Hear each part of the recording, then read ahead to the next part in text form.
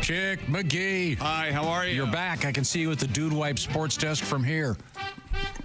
You know, when you include the sponsor,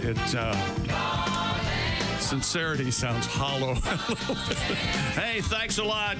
Brought to you by Dude Wipes. I love you, baby. That compliment brought to you by Dude. It's the Bob and Tom Show. So you're not going to say Christy Lee's at the Silac Insurance News Desk? I was just going to do it if you'll shut your mouth. There's Christy Lee at the Silac News Desk. Hi, Chick. That seems insincere. There's Pat Godwin. Hey, Chick. There's Josh. Hi, Chick. There's Ace Cosby. Hey. I'm Chick. Hello, Tom. Hello. Now you can talk for as long as you want. Okay, it's great to be here. Hi. Thank you very much. How are you, Josh? Real good. Yeah. Good weekend? Very. Yeah. Had a great day of fishing Saturday. All right. Yeah. One of the best days I've had in a while. No Catch anything? A ton. Yeah. About 10. About 10 keepers, I'd say. Wow. Did you keep them and prep them and eat them? No, of course not. Tom, no, that's not what you say. You hooking them and booking them? Is that what you're doing? You hooking and booking? Is that what you say? Oh, yeah. Not hooking and cooking? Fish talk. Hooking and booking. I'm not aware of that. Hooking and booking. I suppose we should probably you could add cooking, too. Hooking, booking, cooking. We're there. Now, we'll get right to it. The larger point here is Josh will not be here this Friday and the following Monday because he's part of a giant fishing tournament. Again? I mean, that sounds wonderful. You said there are hundreds of people involved in this thing? Oh, there'll be 3,500 fishermen in this. Oh, my gosh. Yeah. Well, that's ridiculous. It is ridiculous. Where? Especially it's a small pay lake. That's the really. It's tough. A lot of people getting hooked. Yeah. Farmers. Isn't there a small pay lake like along 70 somewhere in like Illinois or Iowa or? And you could see, it looks like one of those ponds that gets dug when they have to put construction. Right. And then all of a sudden there's a big hole. Well, let's put some dirt in it, put some fish in it. They always have a sign if you can catch, old, whatever his name is. There's some fish that's been in there for 75 years. Yeah, but you can see the entire lake from the highway as you're driving by, is what my point. Sad, really. Yeah, it's really kind of sad. Yeah, I've never done one of those. No. A pay lake. Yeah. I mean, I've done some questionable retention ponds. That seems like I haven't paid for it. It seems like hunting deer from a helicopter. It just really doesn't. I was getting a big kick out of going by these random rivers and lakes. You see someone fishing especially in an urban area. Yeah. But it's incredible what's in some of those things. Yeah, it's great. It's crazy. And coming up, interestingly enough, something fantastic, something amazing, something that has you really excited. Let me see, DB. Let's see. The chances of spotting one of these 1 in 2 million coming up in the news. I'm not going to say what it is. It involves sea life. That'll be coming up. Very exciting very exciting story. I may not have printed it, Christy, so don't desperately be looking for it. Well, we had one that's similar. Okay. Day fish. So that's Christy, it's similar, not similar. Okay. Similar. Coming up, we have comedian Greg Hahn, one of my favorites. Comedian Greg Warren, another one of my favorites. Comedian Reno Collier. Well, this is fantastic. He's okay. Great comedians today coming in. We have lots of sports news. You got to be in a good mood. Your team, the Washington Commanders, doing very well. I don't. Jaden Daniels setting all kinds of records for completion percentage. You know how many incomplete passes the Washington Commanders, specifically Jaden Daniels, has had in 4 games? Incompletes. 4 games. 19 is the answer. Oh. It's like 5 incompletions a game. That's what he's averaging. A little less than that. Which is great. I kept looking around at the dogs yesterday going, which team is... You know what, though? That's less than I'd have. Yeah. And I do have some sad news from the compound. I lost power Friday night. It was quite the adventure. Oh, my. Something called Hurricane Helene made ground here where we live. And I lost power from Friday night, 6 o'clock. These are all Eastern times. Check local listing. And I didn't get power back until Sunday morning, 1 a.m. Ooh, no kidding. So, and then the Wi-Fi went out, which was another... Now, the Wi-Fi for you going out. Your TV runs off the Wi-Fi. Did you guys know this? Yeah. Modern times we live in. Well, so the upshot is I had to eat one of the dogs, is my thing. Oh, which one did you pick? The big one, monkey. Yeah, the older one? Yeah, meaty. Yeah. Oh, yeah. So the problem would have been, had the Wi-Fi not come back by Sunday, you would have been SOL when it comes to the NFL. I had all you. You plan B? It used well, that wouldn't have.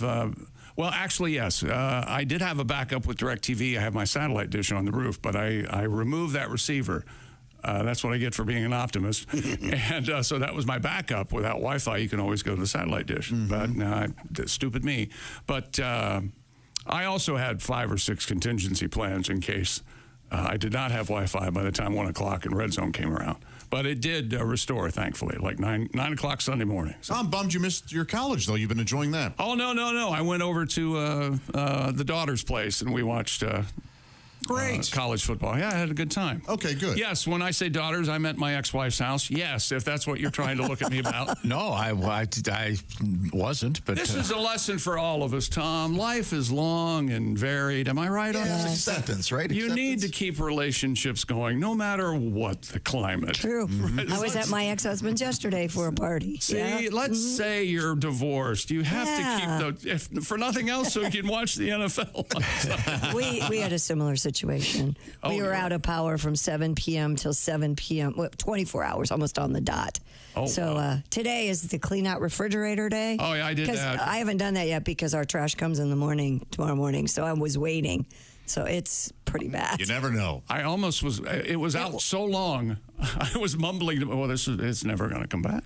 I actually kind of enjoyed it. Sat on the porch, read a book. Do you find yourself walking into rooms when the power's out and flipping the light switch? Absolutely. Absolutely. Yeah. Did you go to your car? I had to go to the car and charge my phone a couple times. I had to do the garage door disattach, roll it up with your hand. Wow. Oh, boy, that's something, isn't it? Wow. Bastards. Boy, I bet does that bring back, if I had to push up a garage, the memories would come flooding. I was looking for Pa Ingalls. I had no idea. I was out in a little house on the prairie. Yeah, it was something else. And there are, I'm not sure what the estimate is, but I'm going to say 20,000 people in our area right now still without power. All over millions of people, all over the country. Crazy. Very bad news, Helene especially really North Carolina. Very high winds, Tom, is what it is. And then you get rain in these hurricanes. Yes, I know. Yeah. I'm quite aware of all these things. Okay. We have a story about a news guy doing a news report that comes to the rescue. Yeah, he does. Suddenly he is the news. Oh, wow. But a very, very happy story. I'm the news. I control the weather. A positive thing going on out there. I am. And a bunch of other fun stuff, including a lot of NFL news. I made a shoe-in pick on Instagram. I understand Thursday's shoe-in was a little wild. Was it wild, man? It wasn't really wild as it most. I think the term would be pathetic. Oh, come on. Well, we didn't use your picks. Well, and we didn't use the line, so that kind of threw me. Oh. It's very complicated. Anyway. Jeff Oskey and I did it, and I believe reviews were very, words such as joyless, incompetent, no soul, and careless, boring. I went 2 and 2, so there you go. Okay, good. Well, we'll get to that later. I'll remind everybody we do have our pigskin picks competition up and running. We'll let you know who won probably in the next couple days, but there's a $500 gift certificate at stake from Steven Singer Jewelers every week. I will urge you to get involved this week. Now, right now, I want to remind you that a little bit of numbers here. 61% of Americans 50 and over are worried about having enough money when they retire. Of course, we don't get the gold watch anymore. You don't get that pension from the big man anymore. So here's what you want to do. You want to check into the possibility of getting yourself an annuity. And the experts in annuities, Silac Insurance. An annuity means that check comes in every month once you've retired. Some actual money. It'll come in very handy. Social Security is not going to cut it for you, is it? Well, check out what I'm talking about by visiting Silac. Certain restrictions apply. See if you can qualify by heading to silacins.com or just check out the bobandtom.com link. There's a nice video starring Chick McGee. Find out about Silac. Find out about annuities and find out about Oscar for me on that video. Oh, really? That's very nice. Very nice. Yeah. Silac, SILACINS.com. Or once again, just go to bobandtom.com and check that out. Silac Insurance Company. A nice check coming every month. Now, also coming up in the news, we have a lot of really exciting stuff this morning. Besides those great comedians, we have an alternate use for that vibrator that may be in your nightstand. And baloney in the news. Yeah, baloney. This is the Bob and Tom Show.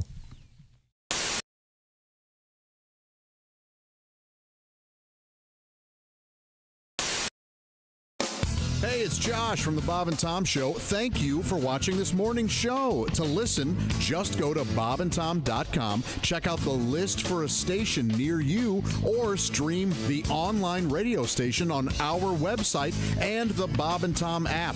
The Bob and Tom Show, on air, on app, and on demand. My parents are fighting. Oh. Uh-oh. I'm sorry to hear that. They're fighting over the dryer. My mom says we need a new dryer, and my dad says we don't. And the fights are getting mean. I think they're going to start taking out those political attack ads against each other. Oh, cool. Oh, yeah. Colleen Warren wants a new dryer. We don't need a new dryer. Colleen Warren wants to waste our money. Money that could be spent on a new security system for this home. Colleen Warren wants terrorists to invade our home. This ad was paid for by me because I'm the one with the damn job in this house. Jerry Warren says the dryer isn't broken. Just like he said the air conditioner wasn't broken, the car wasn't broken, and our son Greg's arm wasn't broken. Oh. Haven't we had enough of Jerry Warren? This ad was paid for by Jerry Warren, and he doesn't even know it. You know, it's funny you mentioned Giant because a colleague of mine, Tony Robbins, wrote Awaken the Giant Within, Bob. Uh-huh. And if we have time, I'd like to explain the difference between me and Tony Robbins, one of the most successful. I'd love to know. A couple $1 million? Well, no, not really. You know, Tony Robbins wrote a book, as you know, called Awaken the Giant Within. Sold over 20 million copies. And in this book, Christy, Mr. Robbins postulates, that means theorizes, that everyone has a giant within them just waiting to break out and do fabulous things. Well, I think that's a crock of, you know what I mean. I think if you feel you have a giant within you, you're probably constipated. Yeah. Yeah. My new book, Meet Me in the Middle, is an answer to Zig Ziglar's See You at the Top. See, I think we are our own worst enemy, and the sooner that people realize that in the success world, we are our own worst enemy. Our middle name should be Versus. I don't believe, and I think Chick would agree with this, success is not something we reach as a final destination. Success is like an illness, isn't it? We have bouts of success, episodes of success, and then we fall down and flounder some more. And my book shows you how to take advantage of those times you do succeed and parlay those up. And there's a reason why I'm able to drive a 1987 Cadillac Fleetwood. I have 3 cars, 2 of which are running. I think they're supposed to put it in. It's a concept.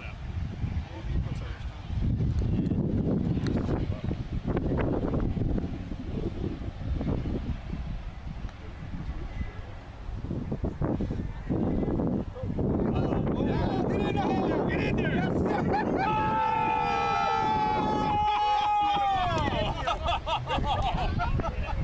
Unbelievable! Candy, that's the best butt we've had all day. Not even a putt. Congratulations. Tom, quickly, Tom. How does it feel? My God. What is that, 80 feet? My God. Now, right now, I'm buying a Mutual of Omaha hat, just like he has. Right now. Save that, You don't even have to hit it. You better hit that. That's unbelievable.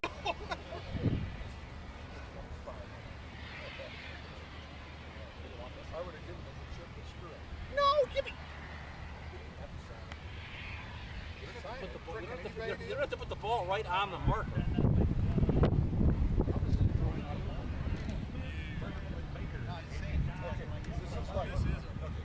This is like a 2x4, okay? You just gotta practice. You pretend that you're on a 2x4. I do this a lot. I'm gonna hit you with this flag if you screw this up, okay? All right. Right down. Right about there now. Just straight down the 2x4. Keep it on the board. There's your beat. Yes! Woo! Money! We gotta get a picture of this, Tony. I'm nervous. seen Viva Las Vegas.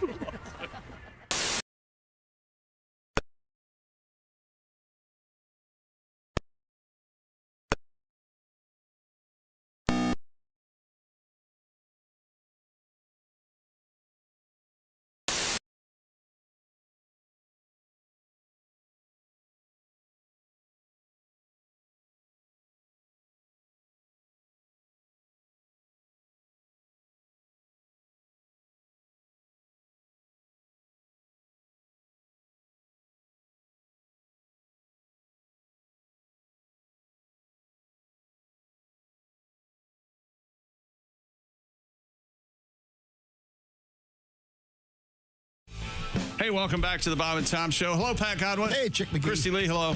Hi. She's at the Silac News Desk. There's Josh Arnold. Chickster. There's Ace. Hey. I'm Chick at the Dude Wipes Sports Desk. Hello, Tom. Hello back. Hi, everybody.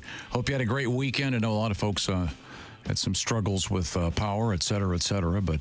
and still ongoing, yes. In many, many spots. So, the serious hurricane, serious business. But we're going to get to the serious business of sports coming up in a matter of moments. We have some exciting things. Can I give you a little preview of the news? Just a quick taste. I can't think of any way to stop you. That's coming up. Go ahead. This will be coming up a little bit later on. I'll just play this little short interview from our program. This is 30 seconds. Here we go. Sid Davis sitting here with us. Now, Sid, I understand that you used to be on television. Is that correct? Yeah, I kind of had I blew my TV thing. I was on a panel on a TV show in Charlotte, and they had this food guy there, food critic, and he was talking about this food from El Salvador called pupusa. Uh-huh. Well, they said, Sid, do you like pupusa? And I said, I only get it on my birthday. We have pupusa news coming up. In sports for those of you. No, I don't know if it's a world record. Yes. I don't know. It certainly can't be considered a sport. It's eating pupusa? No. Yeah, well, no, this is making pupusa. Oh, I see. Okay. Oh, what the hell? You know what? A team of chefs, everybody, in Washington, D.C., the district, the DMV, have made the world's largest pupusa. Okay. Is this not worth it?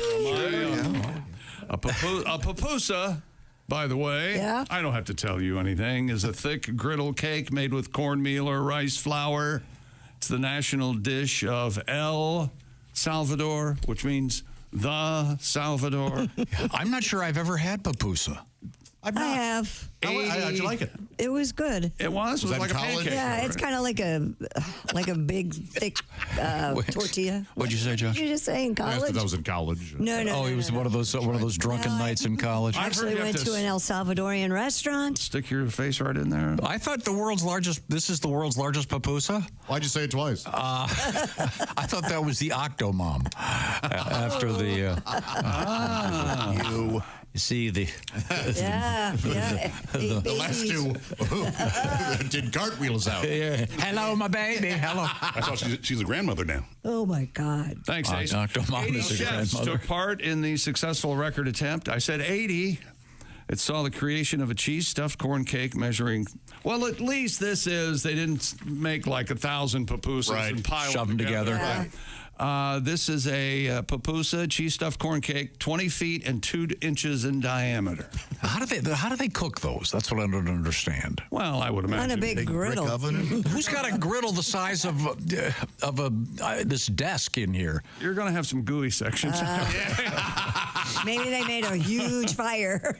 Who knows? And this has evidently been ongoing.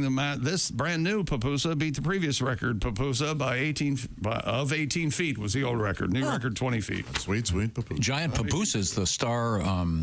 What's her name? That's the name of Joy Behar's new comedy special. I was going to say our giant pupusa used to be Rosie O'Donnell, but that's kind of gone away. So we're using Joy Behar. The default is Joy Behar. I don't know, or Honey Boo Boo's mom, or what? Some big fat, Joy some big fat lady, especially heavy. It was just the implication being.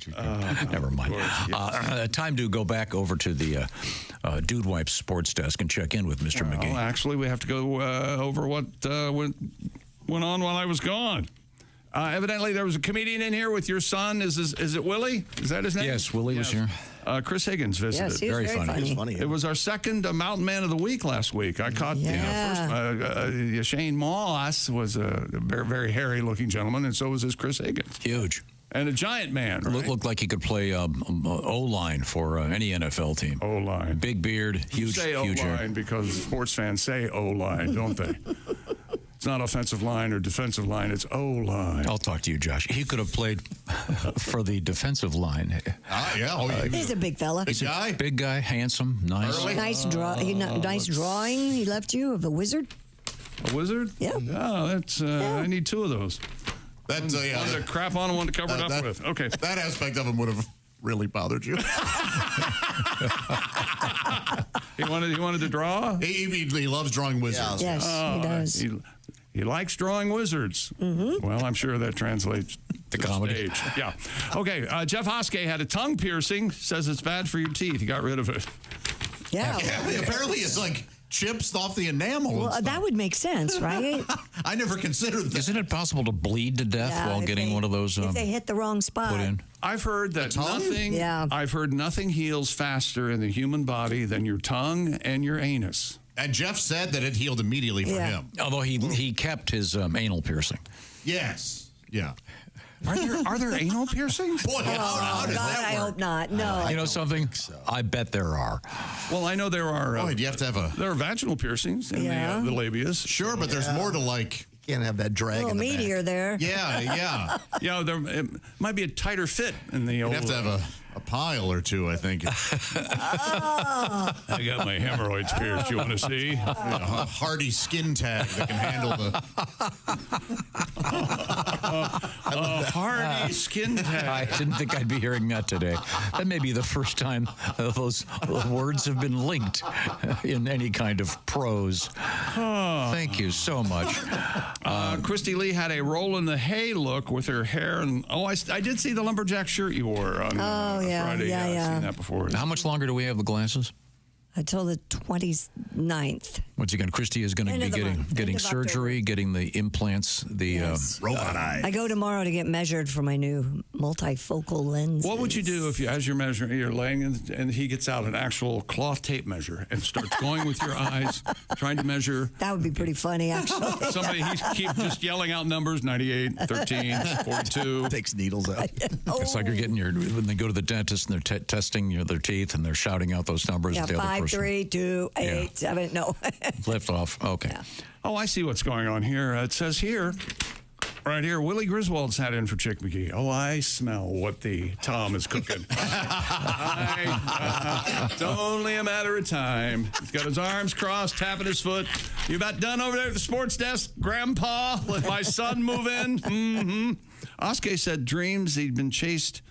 He was being chased through an abandoned school 2 to 3 times a week, but no sexy dream. The poor guy has this recurring nightmare 2 to 3 times a week. And he's insane. But he never has sex dreams. Maybe he gets enough at home. He doesn't need to dream about it. It's been a while for a sex dream for me. I know that. I haven't. Yeah, the last. Do you have dreams that maybe it's sort of kind of a hidden sex dream? The only dream like I have, hot dogs chasing buns. Well, some dream analysts say that driving actually represents sex in dreams. Really? Yeah, isn't that interesting? So if you have a dream where you're driving and you lose control of your car, that could actually be a sexual thing. I have the nightmare where I lose my teeth, and I know that's a big time. That's wild. Stress dream. What? Yeah, all of a sudden you're pulling your teeth out. Your teeth fall out. Yikes. Yeah, that's classic stress dream. You don't know I don't have that one. Watch this. You don't know another stress dream is you forget the accommodation to your locker. Go ahead. You know the combination to your Yeah, locker. no, you had a really great combination in high school. Get a load of this, Josh. 8, 18, 28.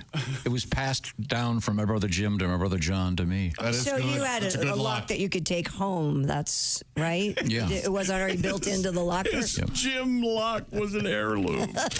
What kind of family did you grow up in? Yeah, it was always the I best. just loved it because it said master on it. Yeah. So I knew it was mine. Now, Josh has an interesting dream. Yes, it says it right here. Oh, okay. That you are, Josh, you're sitting on the toilet while in the middle of a classroom. Yeah, or the middle of a shopping mall or the middle of anything. And this implies what you said, you can't get clean. A 50 wiper. In the dream. Right. I'm like, I have to get out of this situation. I'll wipe, and then it's taking forever. And people are talking to me like it's kind of normal. Huh. I can't stand it. And Christy looked it up, and one of her explanations actually does apply to me. So I'll see about that. What was that? Something about using my words. It's boring. Okay, sorry.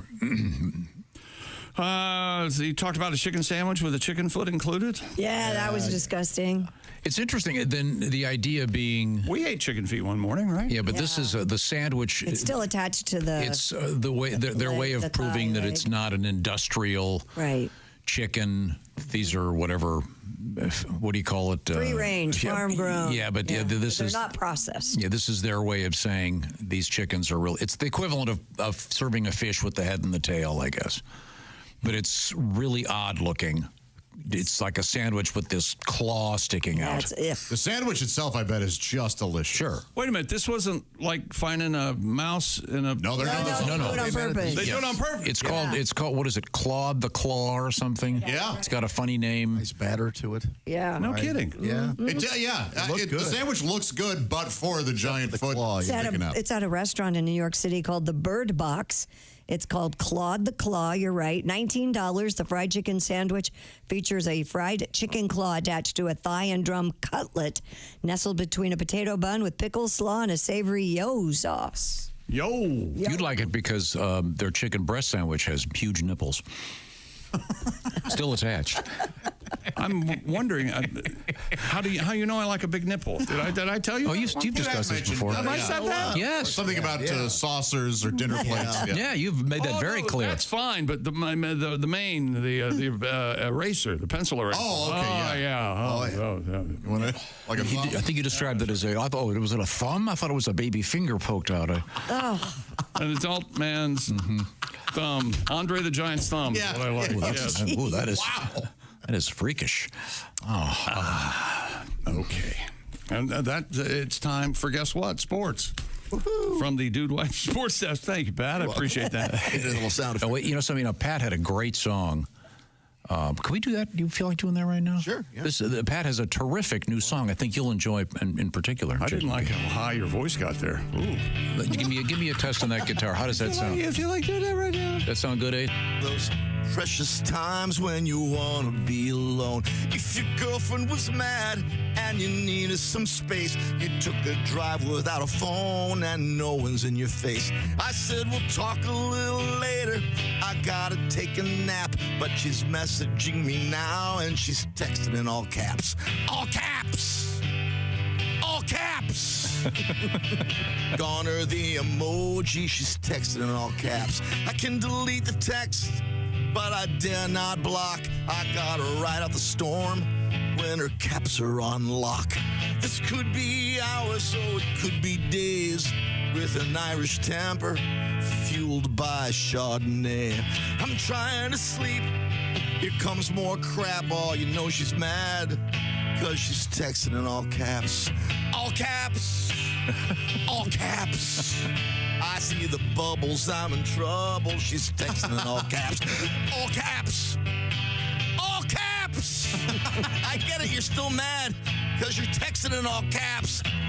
All caps. I can't help but notice, Pat, your songs have a theme, kind of a theme lately. Yeah. It's getting me in trouble theme. Yeah. Kind of a things. There were a couple of other minor things. Did you see? Were you here for the world's biggest hat? Oh my God! You know how I like the word hat. Jason, I don't know if you can find that. This was one of my favorites in world records. The oversized sports hat Right. logos, those are hilarious. This was height. It was like real tall. Here it is. A student at Penn State has created the world's tallest hat, according to the Guinness World Record people. His name is Joshua Kaiser. The hat is 17 feet, 9.5 inches tall. After multiple failed attempts, this report states, and several prototypes, he landed on using aluminum gutters covered in fabric to create the world record hat. By the way, to make sure that it is a perfect hat and it is a proper hat, he had to walk 32 feet with the hat on his head to break the record. Yeah, there it is. Looks like a big giant solo cup stretch. Yeah, or a huge dunce cap. Yeah. He's used a gutter, right? Is that what you said? Yeah, it's a gutter. And it's covered in red fabric. It has kind of a Santa Claus look. It's absolutely a Santa hat. Yeah, I don't know if the top has a ball of white yarn on it or whatever. But Oh, you think it does? That would be cute. It's great. It's every bit 2 stories tall. Yeah, this would be the kind of guy that would be standing in front of you at a concert. Hey, sorry, do you mind? Could you take off the friggin' hat? My daughter really wants to see Taylor at least once. Spent $4,000 for these. It's very, very nice. I will snap your neck. And we understand that, by the way, the Pope did buy it. So you'll be able to see that soon. Now, we do head over to the sports desk for some headlines to see what's happening in the world of sports. We had a football game last night, the Sunday nighter. Derrick Henry ran all over the Buffalo Bills, 199 yards, and Lamar Jackson accounted for 3 touchdowns. The Ravens beat the Bills 35-10. The previously unbeaten Buffalo Bills, who looked amazing through the entire season, and the Ravens were struggling. You see what I'm setting up here, Tom? I don't know if you're appreciating this or not. There was up to last night, the Ravens couldn't find their ass with a flashlight. One of my favorite sayings. And the Bills were world beaters. Just flipped last night. The Ravens went bananas. Always have to give their fans. They can't let their fans enjoy themselves too much. Exactly. I have a question. When you have to find your ass with a flashlight, do you need a mirror? Yeah, I would think. I mean, can you see your ass without? No, not without a mirror. No, God, no. Unless you're really limber. If you look back over your shoulder and can see your ass, you probably should be a girl. I think if a guy would. I mean, if we go around the room, I think it's no secret. Ace probably has the largest derrière among us. Sure. I don't really have one. I don't either. Josh? No. Pat? Average. Okay, because if you got we're all below average, but Ace has a prominent derrière. Tuchus? How do you feel about Tuchus? I like it. Is that Yiddish? Yep. Yeah. Does Oscar have an ass? Does he have a big round ass? I think he does. I haven't really looked at his ass. Yeah, either have I believe he could be called sweet meat. Oh. I think that's absolutely. There's a chance, isn't there a chance that for whatever reason that Jeff has just a beautiful round ass? Oh my God, yes. We've never noticed. That would be even worse. Right. I'm assuming it's extraordinarily hairy. Right. As hairy as he is. I bet it's not. I bet it's either way. Creamy. Oh. Now, Creamy. do you think we could get him to? Should we bring the ladies in next week that do the waxing? Oh man. Remember? Now, have you had that done in the air yet? Oh yes. Yeah, he did. The waxing. Yes. I'm scared to get the nose thing. I want to get the nose thing, but I'm scared to get the nose thing. The nose waxed? You know your nose is getting waxed. It looks dangerous. Yeah, it's like, he pulled his brain out of his nostril. You're not supposed to do that. It's bad for you. Yeah, I don't think No, you don't want to do that. Is that right? Yeah. You need to have some hairs in there, according to science. But you can just trim them. We'll get you a nose hair clipper. I'm just wondering if we should Very do similar to ladies. They should have them. Whoa. Let's not get this started. Oh, I'm just saying it's safer. Well, I suppose you don't believe in Christmas. Keeps the spiders out. Keeps the spiders out. That's right. Okay. Now, shave her up for Christmas. Speaking of the NFL. Okay.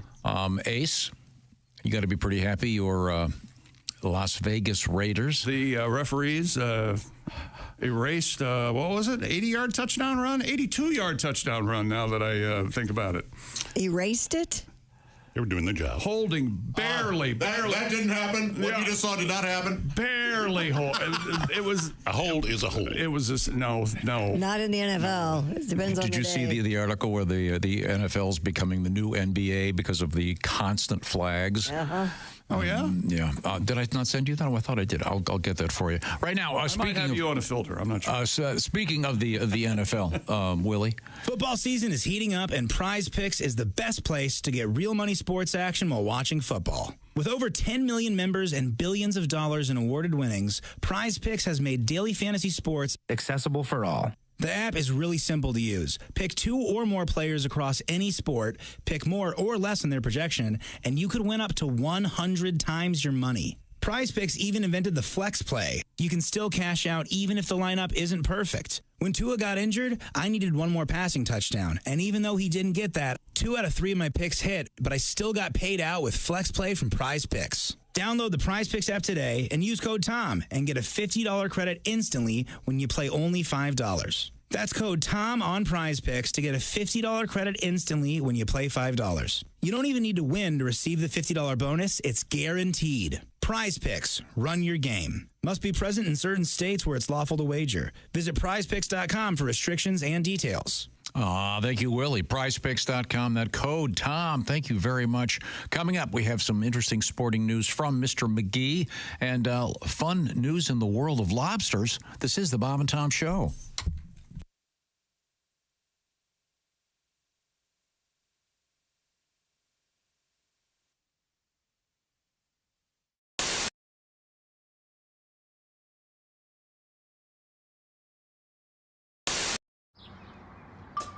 Is that Chick McGee? Why, it sure is. Chick McGee, who knows that an annuity from the folks at Silac Insurance Company means a retirement check in his mailbox every month. Chick works on perfecting his mailbox opening technique. Easy, Mr. McGee. Don't blow that elbow out. Chick isn't quite retired yet. He's just practicing for it. Because one day, Mailbox McGee will be taking his retirement the easy way. SILACINS.com. Silac Insurance Company. Heard this stuff from you. I hit a guy in the jaw, and as hard as I could twice in somewhere in New York, Albany, New York. I just played the Palace Theater, and we were going to go get something to eat. And it was a restaurant attached to the hotel, and my bus was across the street because I always stay on my bus. And this girl came over and started talking to us at our table, and I don't know her, She had her sister does stand-up in New York, and Vic Henley was the opening act, and he does stand-up in New York, and he knows her. So they were talking across the table. If it wouldn't have been for that, I'd have shooed her away because I was trying to eat my crappy little piece of tilapia.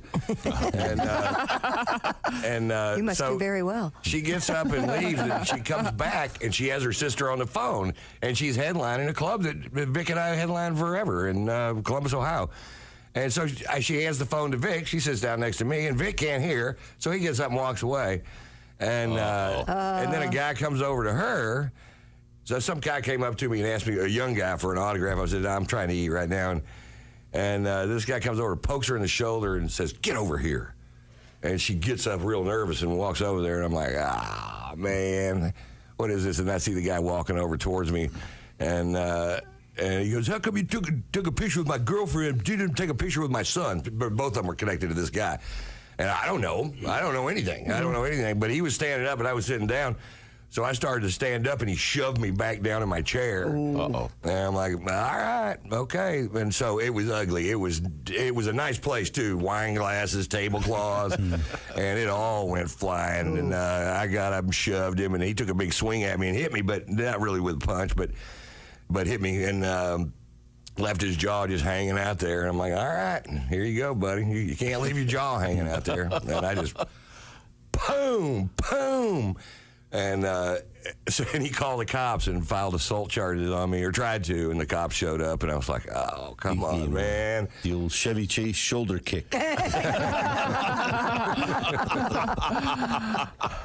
So it's hard sometimes. Yeah. So now, and that's why now I have to have police everywhere I go, because probably nothing will happen, but if it does, I can't hit people. Yeah. I'm 61. I don't need to be getting in fights or anything. And Pat, who's not very big, but my guy Pat that drives a bus and manages my road stuff, he's a little guy in stature, but he's a 7th degree black belt And so he actually got this guy in a sleeper hold from behind after I hit him. And then the guy started tapping him on the arm, and he goes, "This ain't the MMA. You're going to the floor." I haven't seen you much the last few years because you are like me and you have some young children. My youngest right now is 1.5, and I've got a 4.5. What are yours? Well, the wife and I were about 18 months into a pregnancy scare. And it's boy or girl scare? This is a girl scare. It's getting downright horrifying. I got to be honest with you. She's not even one yet? She's going to be one next week, and I got a boy that's going to be a 3-year-old. Perfect. Greatest age of all time. It's like having a talking dog. Yeah, but if a dog didn't do anything you said. Just get off the chair. Can't you see I'm bigger than you? Can't you see that? Brilliant. Look, here's the deal. This is 2 kids now, and anybody out there listening, if you don't have kids, way to go. Keep doing that.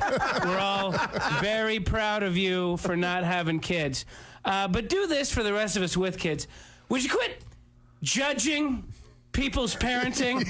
That would be. Now I realize I'm hypocritical in this. I realize that I came in for years and I talked about people's terrible parenting. I remember the jokes. I know the things that I said. I know that I talked about the child leash, and I can't believe they have a child leash. And, when I go home, what is there, a stake in the middle of the yard with a chain attached to it during the day the kid could run and dig? Now you want one. I want my kid trussed up like Hannibal Lecter. I want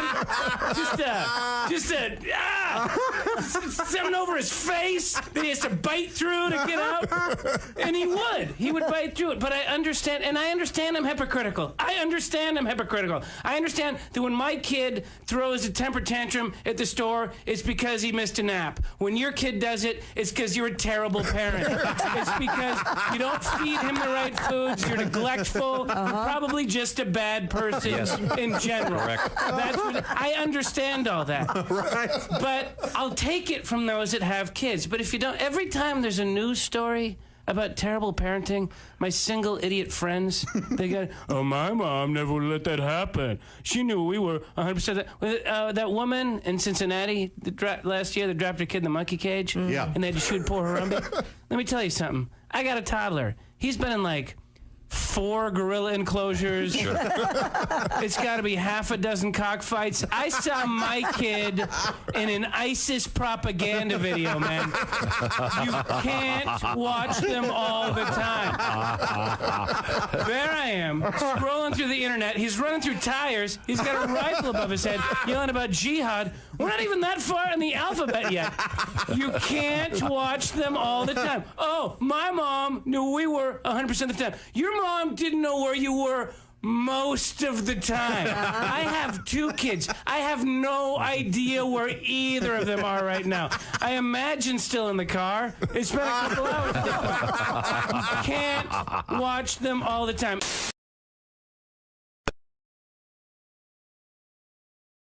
Have announced a tour, and they're going to be stopping here February 7th at Lucas Oil. We've got tickets for that show coming up on this show. Welcome back to the Bob and Tom Show. We're all here. Hello, good morning. Tom has many emails. And he's slaying it off the air. I'll be laughing about what he was just saying. Tom went to Disney World over the weekend and apparently just made some observations and some judgments about some people, and it's really fun. You need to say some of that. We had a great time. Yeah. Oh, I'm so glad. One of my favorite things was on the way back. I love my pilots, my flight attendants, airplanes. God, I love air travel. And we were on Southwest, one of my favorite airlines. Yeah. And they still have the free when you get on the plane, you get to sit where you want to sit. Oh, okay. Which I love, and that's going away. Yeah, it is. I understand, but we had a really fun couple flight attendants, and when we landed, this guy was very brief. Okay, everybody. Here's how this works. I'm going to say to you, if the plane is parked, I'm going to say to you what my mother said to me when I turned 40. Get out. I like that joke. That was great. It was great. It was fun. Had a great time at Disney World. It's just so much fun. I heard there was a lady there dressed as, ironically, Minnie Mouse. There are people who get dressed up, which is great. And we were over in Frontierland, and there was a woman walking in front of us, and I'm going to be a conservative estimate, 350. Boy, that's old. But dressed as Minnie Mouse, or as I referred to her, Maxie Mouse. Yeah, at least she was walking. I think barely. I think there's someone in everybody's family who loves Disney and dresses in Disney clothes all the time, like the golf shirts and the hats and the shorts. Yeah. And, my cousins. And all very tasteful, and sometimes just like the 3 circles for Mickey. Right, they get the nicer stuff. The nicer stuff, yeah. It's like that's, and it's just like an NFL team. You're being a fan of that, and I wear some NFL, as we know, Ace is wearing a Raiders hat right now in lieu of an NFL team. And but why I don't know. It was fun. We had I like Disney World, once every 30 years. That'd be fine. Oh, come on. You got to get some great new stuff. The Avatar thing, it's like you're in a different world. It's absolutely amazing. Is that right? It's incredible. You might not enjoy it, but no. I just think it's been my experience. It scares me. The Star Tours, I rode that. It's too real for me. Whatever they're doing, my body is like, yeah, we're flying into outer space. I don't know. When you fly the Avatar thing, when you fly those, it's significantly more realistic than that other one. You can feel it breathing underneath. Yeah, you think it's it's amazing. And you go under a waterfall, and there's it's great. It is great.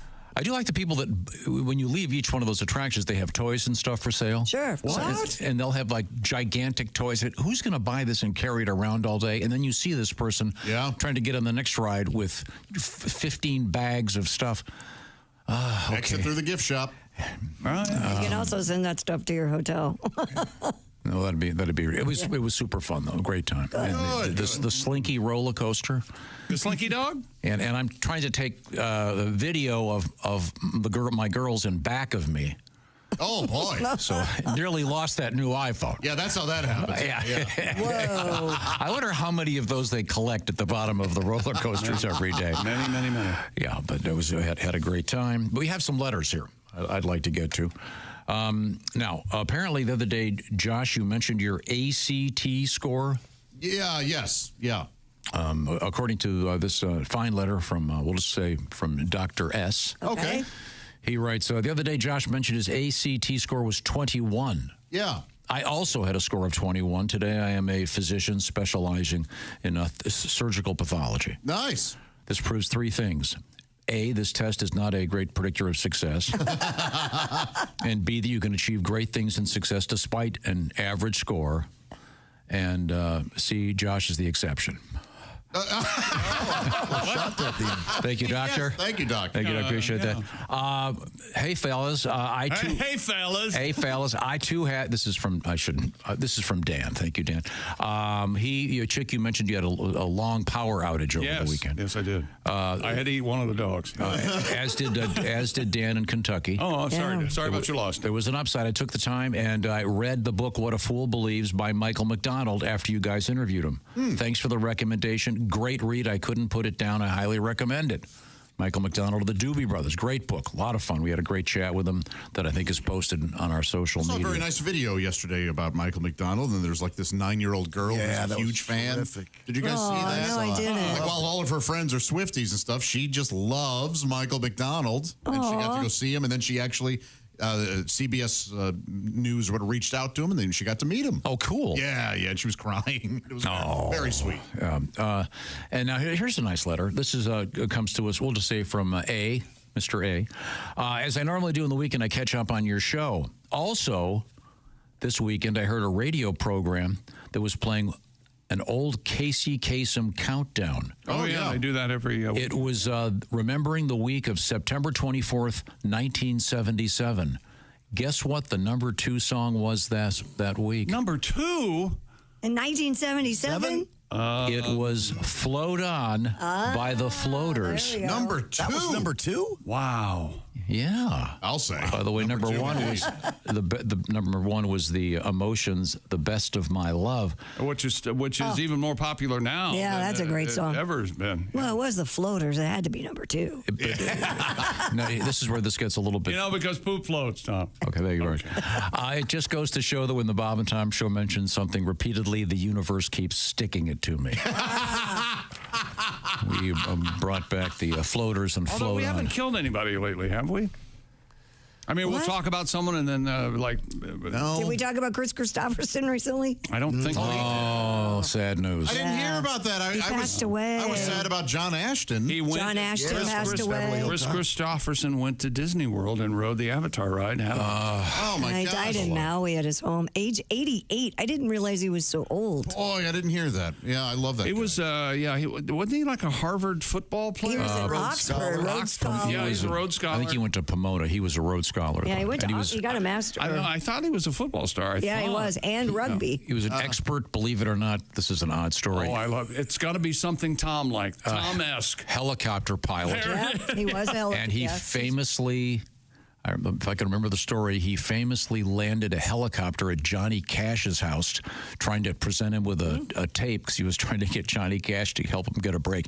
By the way, Mr. Cash eventually did just that, and recorded a bunch of Chris's tunes. Wasn't Kris in the Highwaymen with Johnny? Oh, yeah. Waylon and Willie, yeah. And he also was in one of my favorite oddball movies, Semi-Tough, with Burt Reynolds. Has a couple great scenes. He's in a lot of cool movies. I can't believe he still did not win an Oscar for A Star is Born. A Star is Born. Watch closely now. Are you watching me now? The movie was a huge hit. That was. Of course it was, because it was an amazing, wonderful movie. And unfortunately, that hairstyle for women stuck around for a while. Oh, the Barbara Streisand really. Oh, God. I think every incarnation of that movie has been a hit. It had been successful. Yeah, I think you're Isn't that right. crazy? I Like remember- there are 4 of them. Yeah, like James Mason. Was that the original? Or No, was there's that one before that. I thought so. It's crazy. And didn't Mad Magazine do a parody, A Star is Bored? I think. Okay. What's coming up in sports? NFL. And do we have another world record? I think we probably do here. No. Shohei Ohtani information coming up in sports. How's that? He's pretty good, huh? Yeah, he's pretty not bad. Not bad. Okay. All You right. got that baseball thing. Yeah. And a tremendous, if you're a foot fetishist, don't go away. We got something for you. You're going to love this. This is the Bob and Tom Show.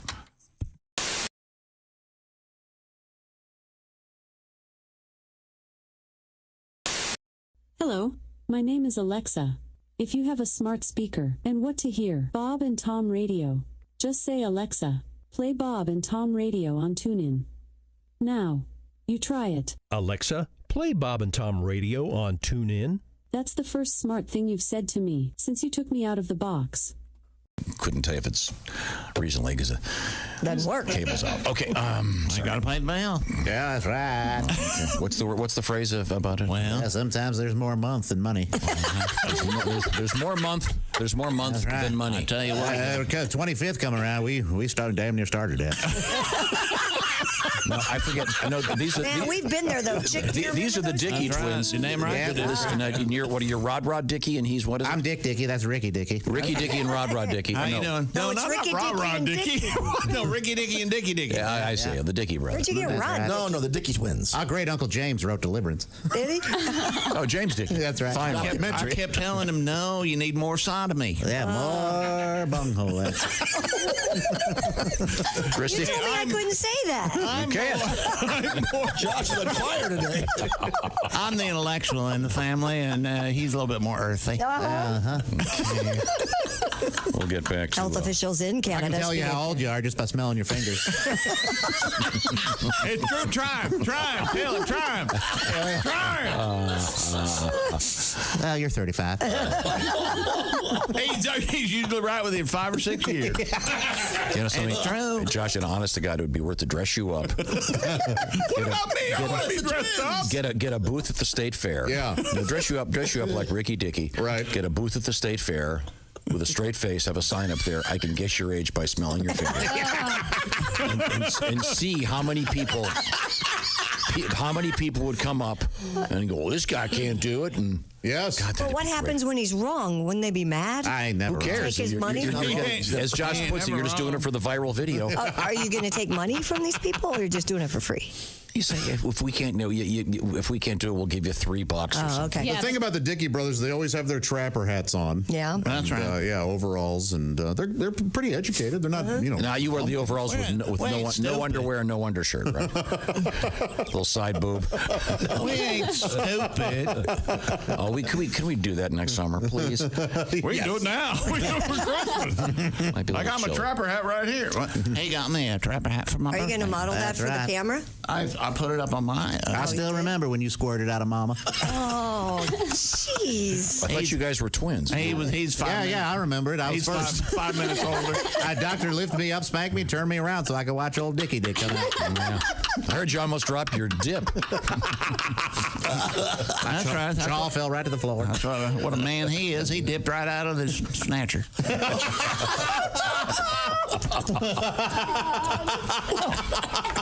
I like that book, The Snatcher in the Rye. Oh, yes, yeah. That's quite a book. Yeah, I'm sorry. Christy, where were we? Health officials in Canada. What do you think this add to it?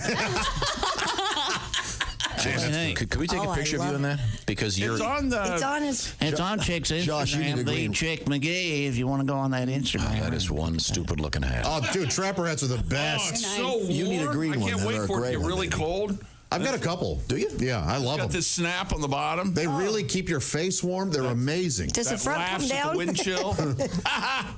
Yes, it does. We won't have to worry about. You won't have to worry about getting a venereal disease because those are vagina repellent. Wait a minute, I can't hear you. What? There you go. Even better.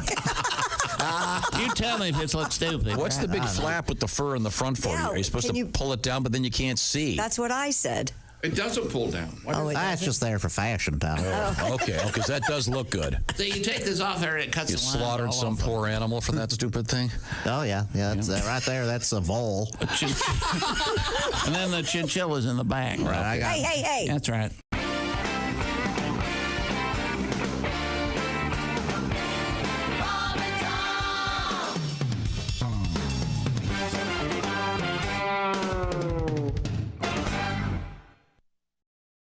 Hi, this is Chick McGee from the Bob and Tom Show. Miss some of the show? Become a Bob and Tom VIP and subscribe to the audio and video podcast. The Bob and Tom Show, on air, on app, and on demand.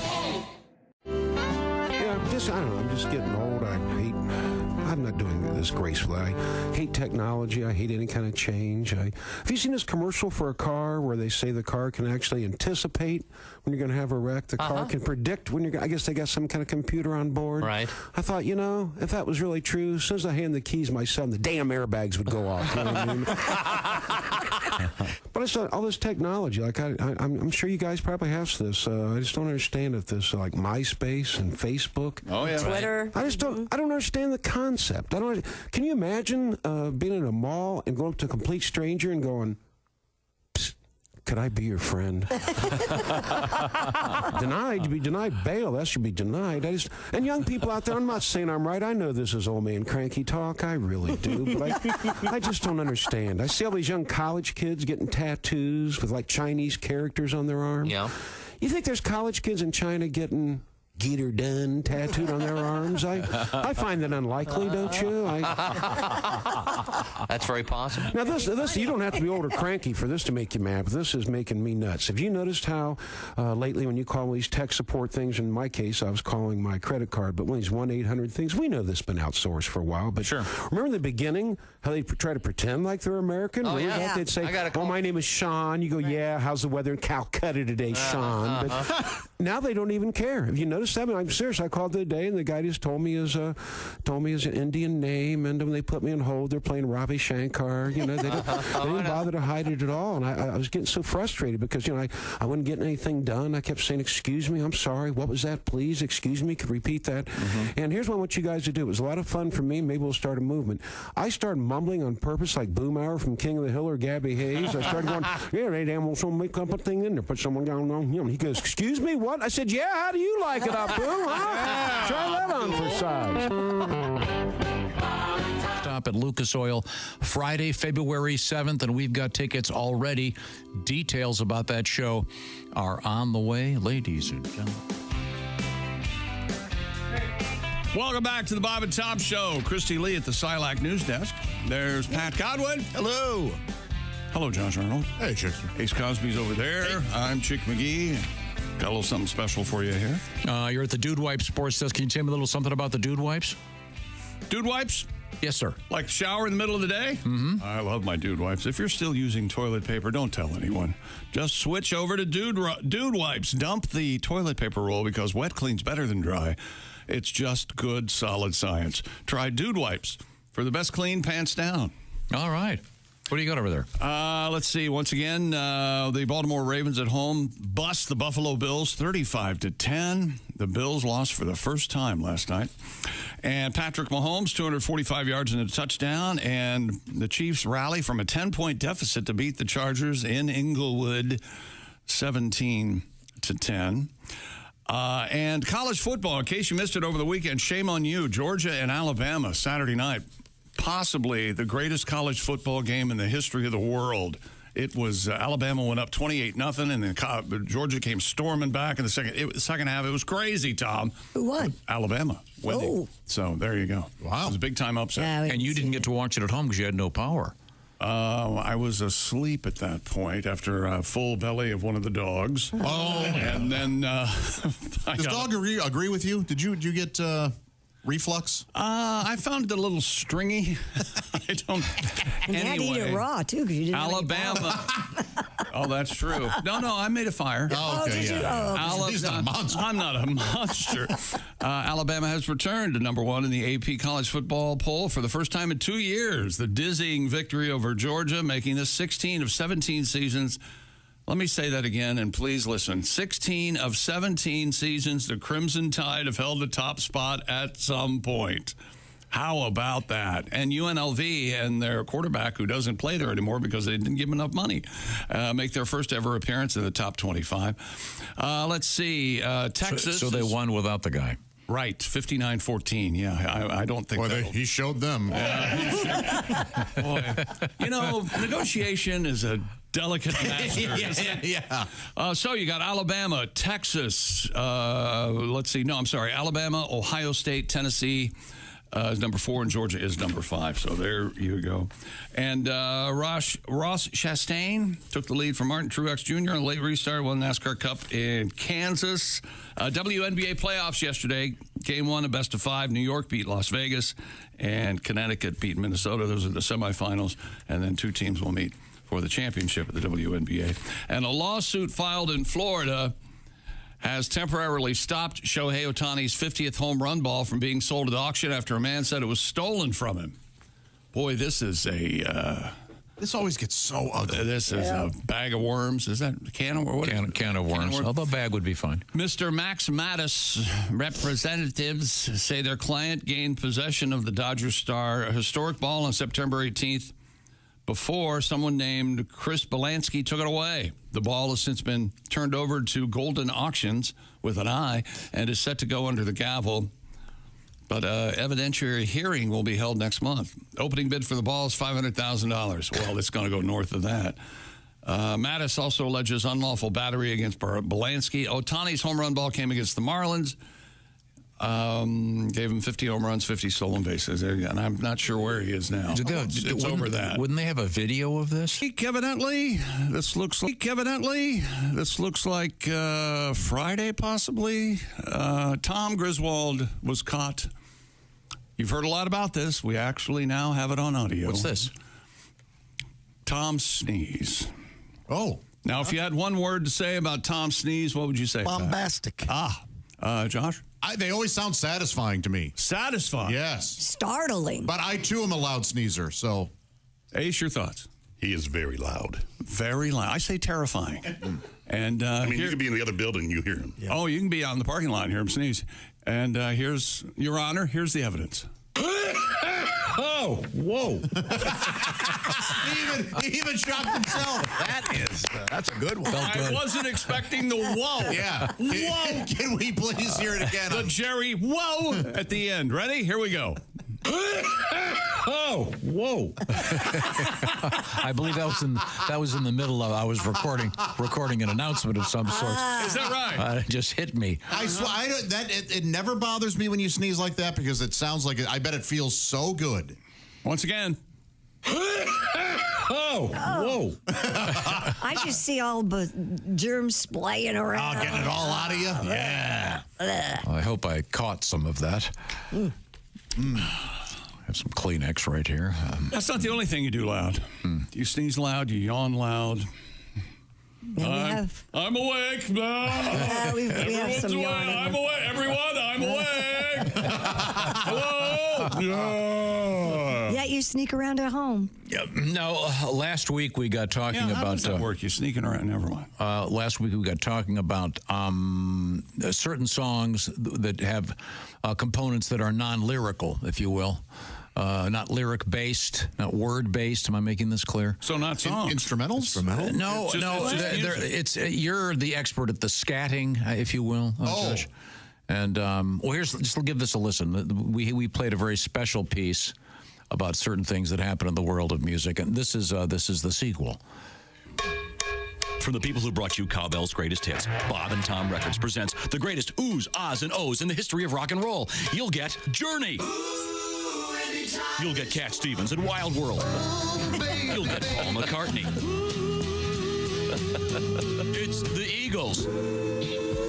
It's the greatest oohs, ahs, and ohs in the history of rock and roll. It's the Steve Miller Band. Peter Frampton. Oohs, ahs, and ohs, and the Ozark Mountain Daredevils.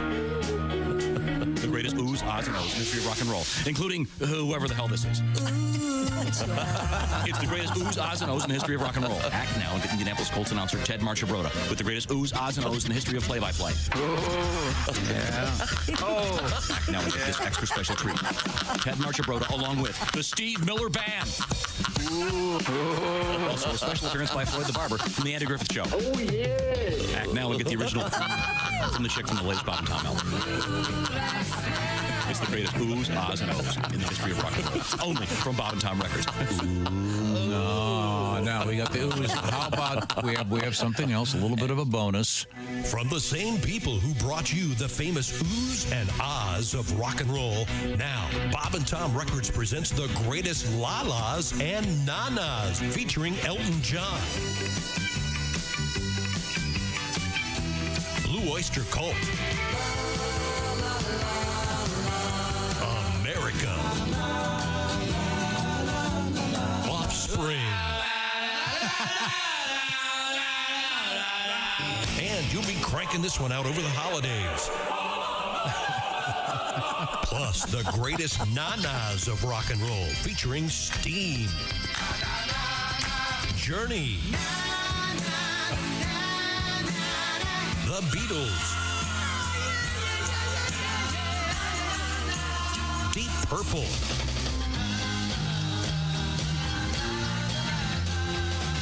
This one. Getting jiggy with it. And if you order now, you'll get a bonus third disc with whatever this is. And this. And this. The greatest la-las and na-nas of rock and roll. Order now. Thank you very much. You forgot about some of those, didn't you? Yeah. Oh, sorry. Very, very nice. Now, you'd really enjoy those if you're listening on your Raycon earbuds. You could really hear those babies. You may have heard us talking about Raycon's everyday earbuds. Hey, the same audio quality, chick, I expect from the big guys, but at half the price. Sounds pretty good. Well, that's what it is. And they've just launched their upgraded model of best-selling everyday earbuds, and they come in vibrant new colors. Blush violet, forest green, royal blue, classic black. Raycon's upgraded everyday earbuds. You now get multi-point connectivity, lets you pair with two devices at once, plus new quick charge function and active noise cancellation. Their ergonomic earbud shape fits the widest range of ears and optimized gel tips. Guarantee a cozy custom fit. Raycon offers a 30-day happiness guarantee. Go to buyraycon.com/Tom today to get 15% off your Raycon order plus free shipping. 15% off and free shipping. Go to buyraycon.com/Tom. That's buyraycon.com/Tom. Thank you very much, Chick McGee. I love my Raycon earbuds. You'll love yours too. Read the reviews. Everybody just loves them. What do you got coming up, Christy Lee? Coming up, we have the simple joys that give us pleasure. What would that be for you? We'll have that coming up. Electricity? I like that a lot. We found that out over the weekend. I really like electricity. Yeah. I think Ben Franklin is underrated as far as that. We have Baloney in the news in an interesting way, and a really creepy foot fetish story.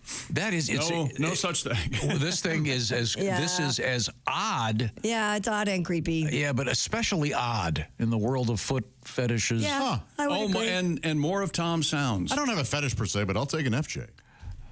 You'll take a what? Not bad. We'll tell you off the air. Okay. An FJ? You can figure it out. Okay. On a smooth, soft surface. You've got to know. FJ, I see. Then you're going to get a case of AD. Athlete's foot? Close. Oh, yeah. This is the Bob and Tom Show.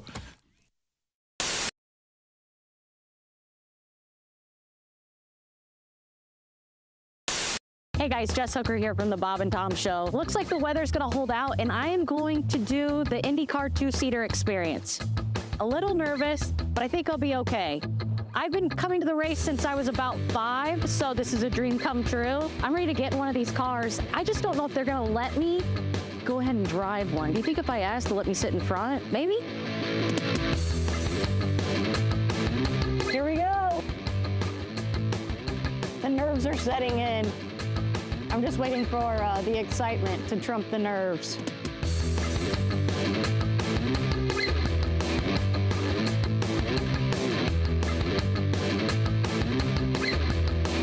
All right. Down and forward. Got it. Keep going. All the way down. Oh, geez. Yeah, We're in here. You don't have to hold on to anything. The people will hold on to you. Mentally, it feels like maybe there should be a handle somewhere. Maybe like one of those Fisher-Price car wheels. That'd be cool. Steering wheel. I thought about putting a horn in there so you can honk at the driver and make it faster or whatever. What's your name? Jeremy. Okay, hi, Jeremy. Just like to know who's making me safe. I'm not sure if it's sweat from nerves. I probably should have emptied my bladder. There's a lot of things going through my head right now. I love my family. Holy hell, it's running, guys. This ain't no game. Holy oh my God.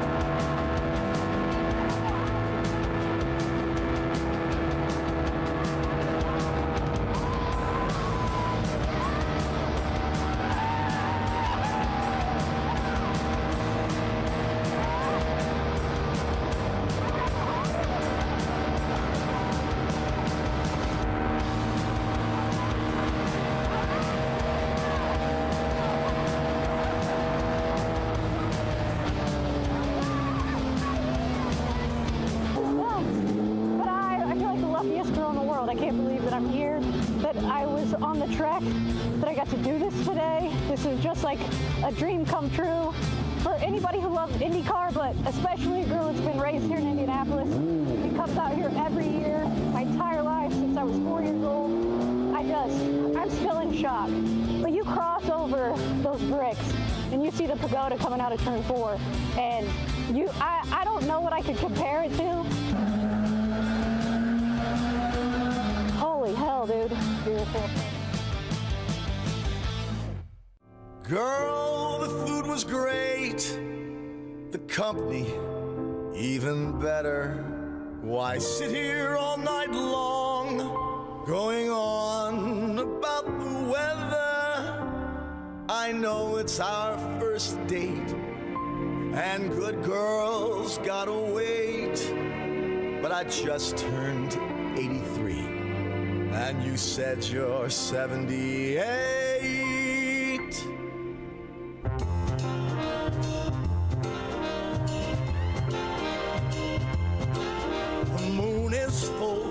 know what I'm thinking. Let's make love. We're old and we're shrinking. The hour is late. Let's just do it on our first date.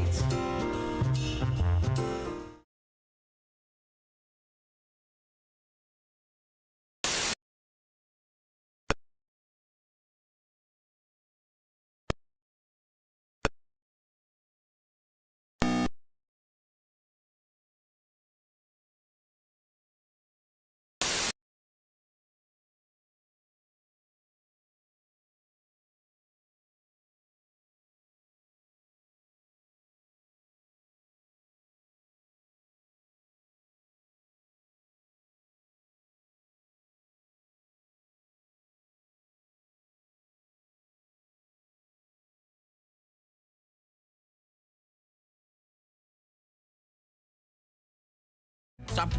Well done, Tom. Welcome back to the Bob and Tom Show. We have a special Bob and Tom comedy legend. Whoa, that's a big word. Here, there he is. Go ahead, Ernest. It's the very handsome Greg Hahn. Oh, man, thanks for having me on the show. I'm thrilled. Hi, Greg. It's a hot crowd out there today. I can sense it. It's a hot crowd. Yeah. Hot radio listening crowd. Sexy show. It's going to be a sexy show. All right. Well, I can't tell you where I'm staying, Ramada, but I'll tell you this. 431. Good luck tracking me down. Mr. Greg Hahn, one of my favorite comedians, has joined us in the studio. A man that the United States Marine Corps said, thank you and goodbye. Now. Too slow. Get back. I told you about the guy that was in my college in the dorm that they couldn't give him a roommate. You know, because he was always threatened to throw them out the window. He was covered in blood and being put in a cop car and would beat up frat guys and steal their keg and put it in the dorm. Wow. Right. And I was like, how can I be more like that guy? And they're like, he'd been in the Marines. I'm like, sign me up. All right. So they couldn't give him roommates because he threatened to throw them out the window. Yeah, he threatened 2 roommates. Is that a real ogre from? Is it a real process that if your roommate dies, you get to graduate for free or something? Is that a thing? What? No. Yeah. I think in the Ivy League, I've never heard that. Oh, yeah. Or is this just a movie trope? Yeah, I always assumed that was not real. That really happened? You know, when I was in school, there was a guy that quite literally put masking tape across the floor of the room. Oh, sure. Like did Les Nessman do that? Said to the KRP? other guy, "Don't cross this line." Oh, jeez. And then he, the guy that put the tape down, chain smoked, never cleaned anything, never washed his sheets. He was actually thrown out of the dorm. Which, I mean, to get thrown out of the dorm, you really had to. Were you an RA? Oh, God, charge of stuff? No. Did you have a beef with the RA? I bet you did. You had a couple beefs. No, Come on. That's the guy that stops all the fights. Yeah. Or I bet there are 2 types of RAs out there. One, just a total, just by the book. Right. Yeah. Just C block all around. And then the other guy who, like, secretly. Right. Don't hurt each other. And anything you need, give me 100. Yeah, the rest of yeah. You're not gonna believe me if I tell you, but our RA was a semi-amateur drug dealer. There you go. Right. That's the other type. Yeah. I thought you were going to say RRA was Kris Kristofferson. Right, exactly. He was he was. Ended up being a Supreme Court justice. No, I don't know what he ended up being. I'm just saying, when I was a freshman, this guy was, if you needed anything, he was the man. There you go. And I don't think he disciplined anyone for anything ever. Like Red at Shawshank. Yeah, he can get you anything. He got me a rock hammer. Yeah, remember that? Once again, we have been joined by comedian Greg Hahn.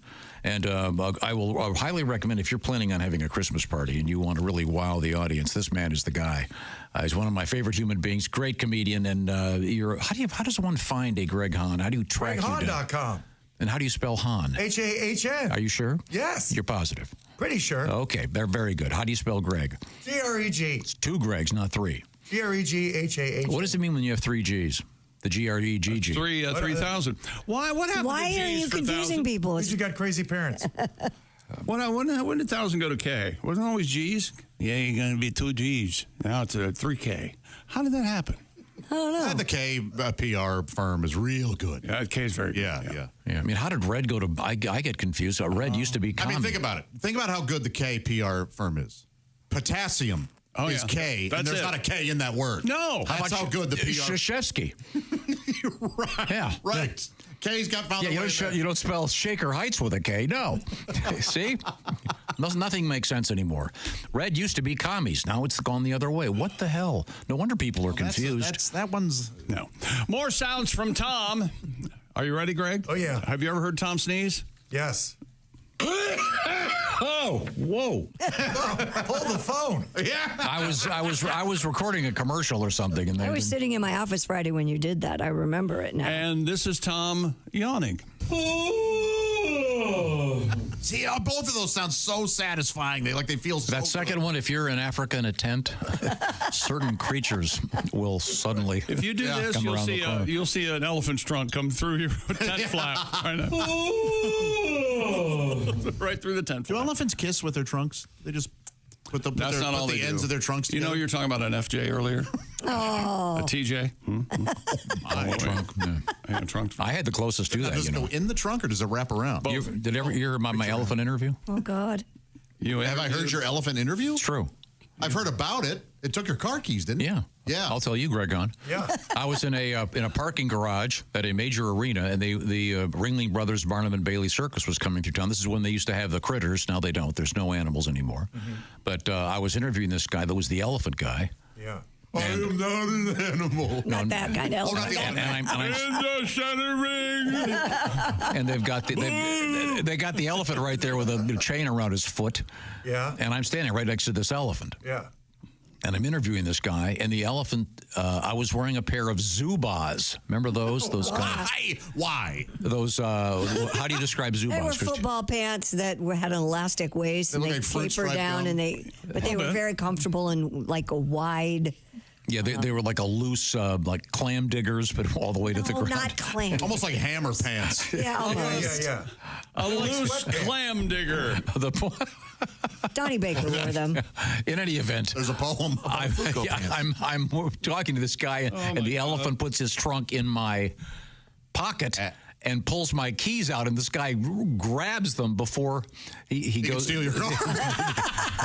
And at the time, I was driving a really nice blue Datsun 280Z, 5-speed. Oh, tasty! God, what a dick! Oh God! That thing pulls up and he gets out in his zoo box. Oh God! Is that an elephant? Look at this. There you go. I'm on the radio. You're gonna have to give me a Silkwood shower to get rid of the smell of the tang. That's right. I'm smelling more than you've ever seen. In any event. Were they all icky, like all snotty? Oh my God, elephant snot! Oh, it was like you were being slimed in Ghostbusters. Oh, but the keys were slimy. Oh God, yeah, man. But then I got in the 280Z. Yeah, yeah, of course. You know what that's like. You like a good car, don't you? What do you drive these days? I got a Pontiac Crapper. No, I got a. Have you seen the new crapper? Oh man, it's loaded. I got jealous of the day I was behind a Fiero. Yeah. We gave one of those. Those were so cool. I guess they caught on fire though, right? It was a mid-engine, short-lived Pontiac. There might have been a thermal incident or two. I'm not sure. They were cool looking. Didn't you have at one time, Greg? You had a plan, like a 5-point plan. I don't remember that plan, Chick. You better do that bit. No, like you were going to get a big car, get a woman a car I can't afford, knock up a fat girl. That's right. That's all of it. That's right. Irrecoverable mistakes. Weren't you driving an Escalade for a while? No, I've got an Armada. I call it the Armageddon. It's beautiful, but I like to rent cars. You know what I mean? I rent nice cars with a full ashtray, drifter in the trunk. I get the whole thing. The Armada, that's like the gigantic one? Yeah. Yeah, it's big good. Pathfinder. It's great. Yeah, you just look at the rear view and all the empty seats and think you got to make some friends. Okay, cool. Yeah. You had the Ferraro? Is that what you said? Fiero. Fiero. I didn't have one. We gave you one. had the Geraldine Ferraro? Yeah, I drove a Geraldine Ferraro for a while in the 80s there. Wow. That's always turned left. Yes. No, we gave a Fiero away in the air. It was fun. I just thought they were cool looking, but they didn't last long. Who made those? Pontiac. Oh, okay. They didn't. 84 to 88. They didn't look like they weighed very much to me. No. I don't know why I thought that. I just remember the engine. little Wasn't the engine two-seaters. in like mid right back of your head? Mid-engine, yep, you're right. How's Porsche? Do we like Porsches? Who doesn't? yes. I just rented one in L.A., buzzing all around. How'd you like that? It was fun. A Macron, the smaller one. Yeah. It was good, though, right? They're good, right? Yeah, they're great. I want one of those. Is that named after the guy in France? France? Macron? You get the bigger one. I don't know. the Germany? Cayenne. I thought It's you got meant a different The name. Cayenne. The Cayenne's what you want. That's hot. If you want an SUV. Like the pepper. I'm sorry. Let's stop naming cars after food. What's happening? Have we finished our sportscast? Oh, gosh, we're finished. Okay, very good. Okay, let's segue over to Christy Lee. She's over there at the Silac Insurance News Desk. What do you What's got, happening? Toots? Is Toots okay? Really? Over the weekend, I was like, I'm just going to start calling Christy Toots. Okay. Wait a second. That's fine. Here's what. Let's come up with a nickname for Christy. Let's just start the bidding. Toots, Mama. Mama. Oh, I like Mama, too. No. Yeah, Mama. Give us the news, Mama. Mama. Hey, I've got an idea. Why don't you call the HR lady, see if she has any ideas? I'd love to call her. You mean top heavy? Send me more boob pics. Ask for days. Oh, yeah. A recent survey out there reveals the simple joys in life Is that right, Mama? that bring Americans the most pleasure. And you call me Mama, my children bring me great joy. Oh. Yeah. That's a lie. That's not a lie. I bet children bring you great joy and great not joy. There's a little bit of stress involved, sure. According to a poll of 2,000 U.S. adults, the top 10 simple pleasures are... Now, who are these 2,000 people, and who did this? We're going to go top to bottom. Number 10, listening to the rain while sitting inside with a warm drink. Love it. Love all that. 35%. I did that, but I was on the porch yesterday for a good 2 hours. I did that because I had no power. I had power to waste. I had no warm drink because it was tap water because that's all I could drink. Yeah. So this is the number one? No, it was 10. I'm starting with the bottom. Okay. Wait a minute. What are these again? I got caught up calling her Mama. I'm Simple sorry. pleasures that bring us joy. Hey, Simple pleasure. Will you listen to Mama? I'm sorry. Listen to your mama. Mom said. Waking up to the sun shining. 40%. I don't care for that. No, I don't care for that at all. Well, we never get to. It's always you're right. dark. Very rare that happens. Having someone tell you they were thinking about you. That always makes me nervous. Yeah, they're lying. Not particularly. They're up to something. Do I like that? Really? Especially when it's the 5-0, right, Josh? You know what's worse than a girl that hates you, a girl that really likes you. They want to get together all the time. My love language is do not disturb.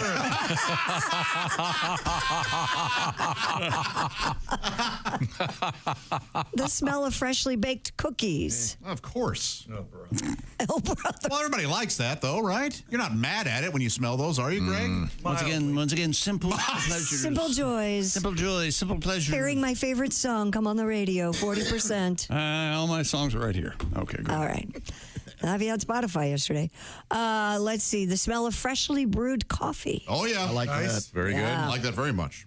I can't explain it, but I don't care for coffee. Isn't that interesting? But do you like the smell of Oh, no. smell of It's coffee. not interesting. But thank you. Next. Sorry. Number 4, watching your favorite show. Well, no. That doesn't bring you joy?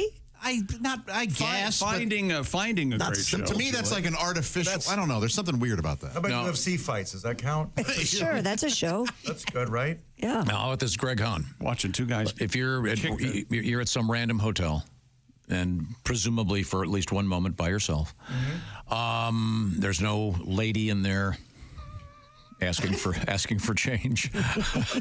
Do you, in a movie, if you're going through the thing, what movie would you always stop and watch for a few minutes?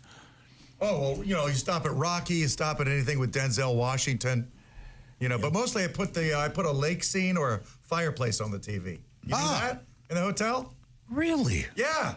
See, I didn't know this side of you. I'm very picky with the fireplace, too. You don't want it too jumpy? Sure. I don't think graceful. I don't think the cruising around and finding a movie is a thing anymore.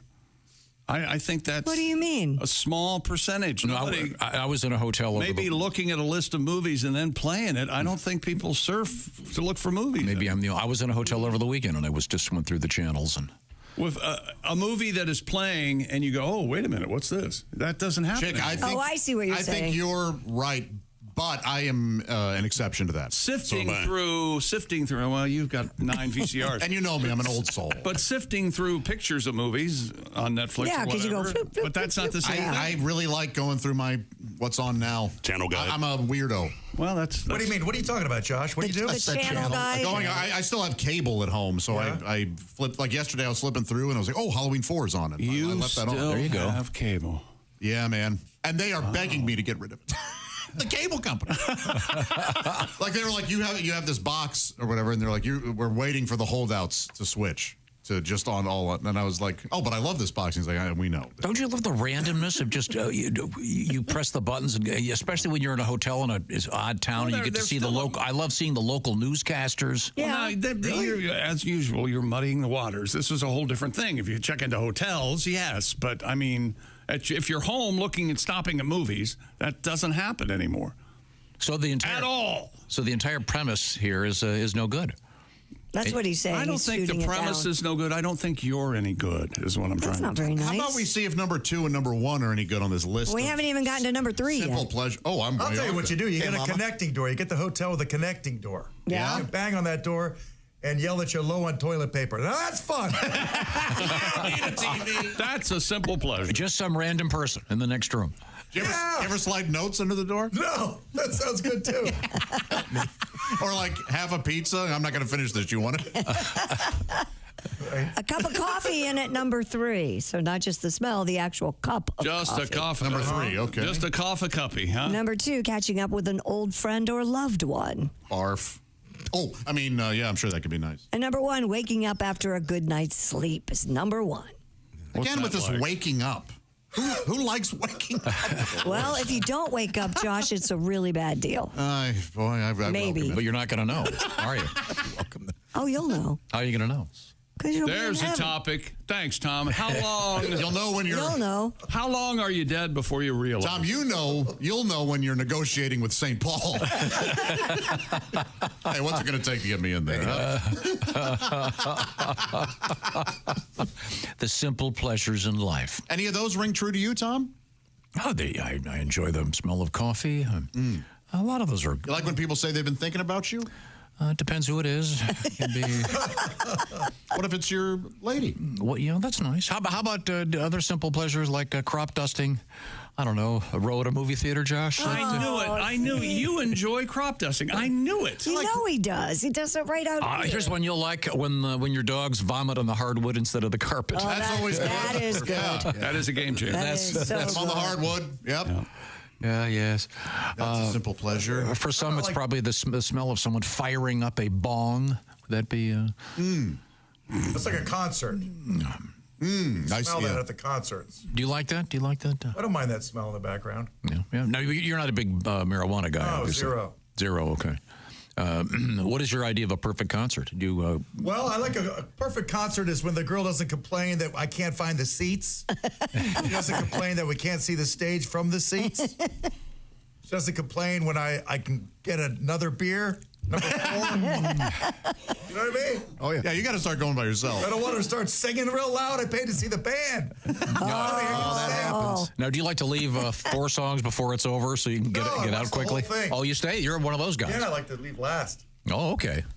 You can entertain her while the crowd files out. Yeah. Okay, well, that's certainly good to Don't know. complain that I can't parallel park. Don't change the music. All I want to hear is that was a good one. With the song that I had on there. Yeah, that's the response you want. That's it. Okay, well, I want to say real quick, coming up, a great show is going to be Friday night, October 25th at the Grand Falls Casino and Golf Resort Event Center, Larchwood, Iowa, near Sioux Falls, South Dakota. It'll be Pat Godwin, Al Jackson, Jeff Oskey with your host, Josh Arnold. All the information's at grandfallscasinoresort.com. We have links at the various Bob and Tom stuff. You'll find it out there. Coming up, Christy, what do you got? Coming up, we have our very interesting foot fetish guy. We have a very interesting way to take care of your migraines that you might be surprised about. And baloney in the news. Again. This is a weird baloney story. It's all coming up. This is the Bob and Tom Show.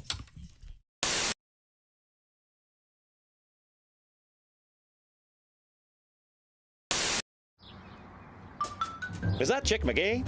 Why, it sure is. Chick McGee, who knows that an annuity from the folks at Silac Insurance Company means a retirement check in his mailbox every month. Chick works on perfecting his mailbox opening technique. Easy, Mr. McGee.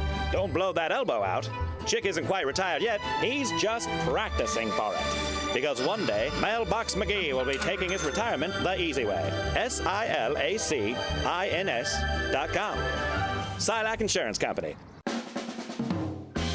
I was part of the team that launched the first the first low salt, low sugar peanut butter into the category. It was called Simply Jif. It was targeted towards diabetics. I wanted to call it type 2 peanut goo, but yeah, of course you don't feel good, Greg. You ate an entire rotisserie chicken at 11:30 at night. You shoved the whole thing in your fat face in 6 minutes, Greg. I think you ate the rubber band that holds the legs together. I mean, come on. My birth certificate? That document is 54 years old. I also don't have the Declaration of Independence. Because I don't know if you've ever seen an organic peanut butter kid go off the deep end. It is not pretty. Okay, these kids, they spend 18 years eating it, then they go off to college. They have one bite of a Jif sandwich. 6 weeks later, they're passed out on a park bench with Nutter Butters all over their face.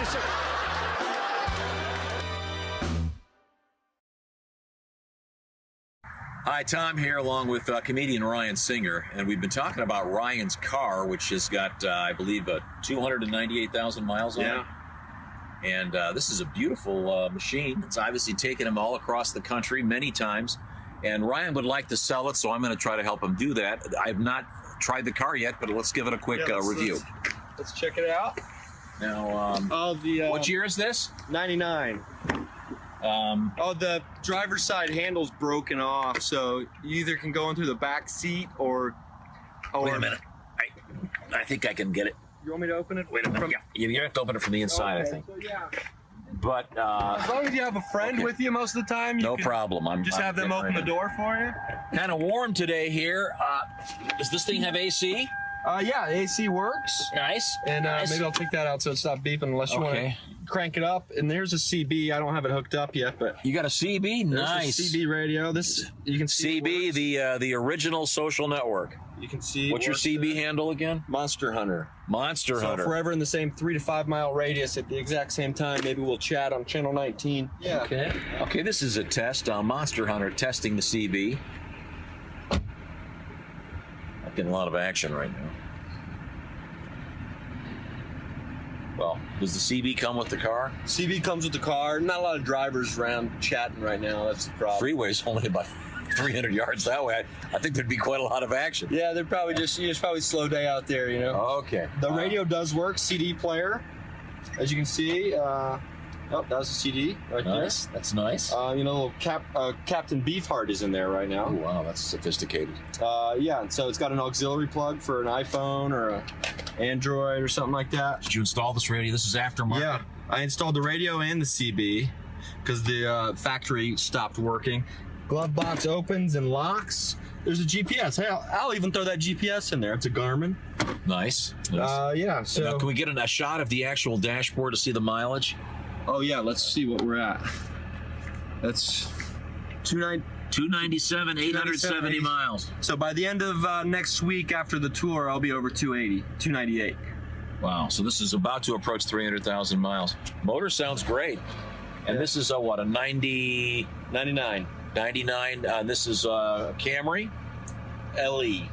Camry LE. Four-cylinder. Four-cylinder, four-door. Okay, well, let's continue the tour, shall we? Okay.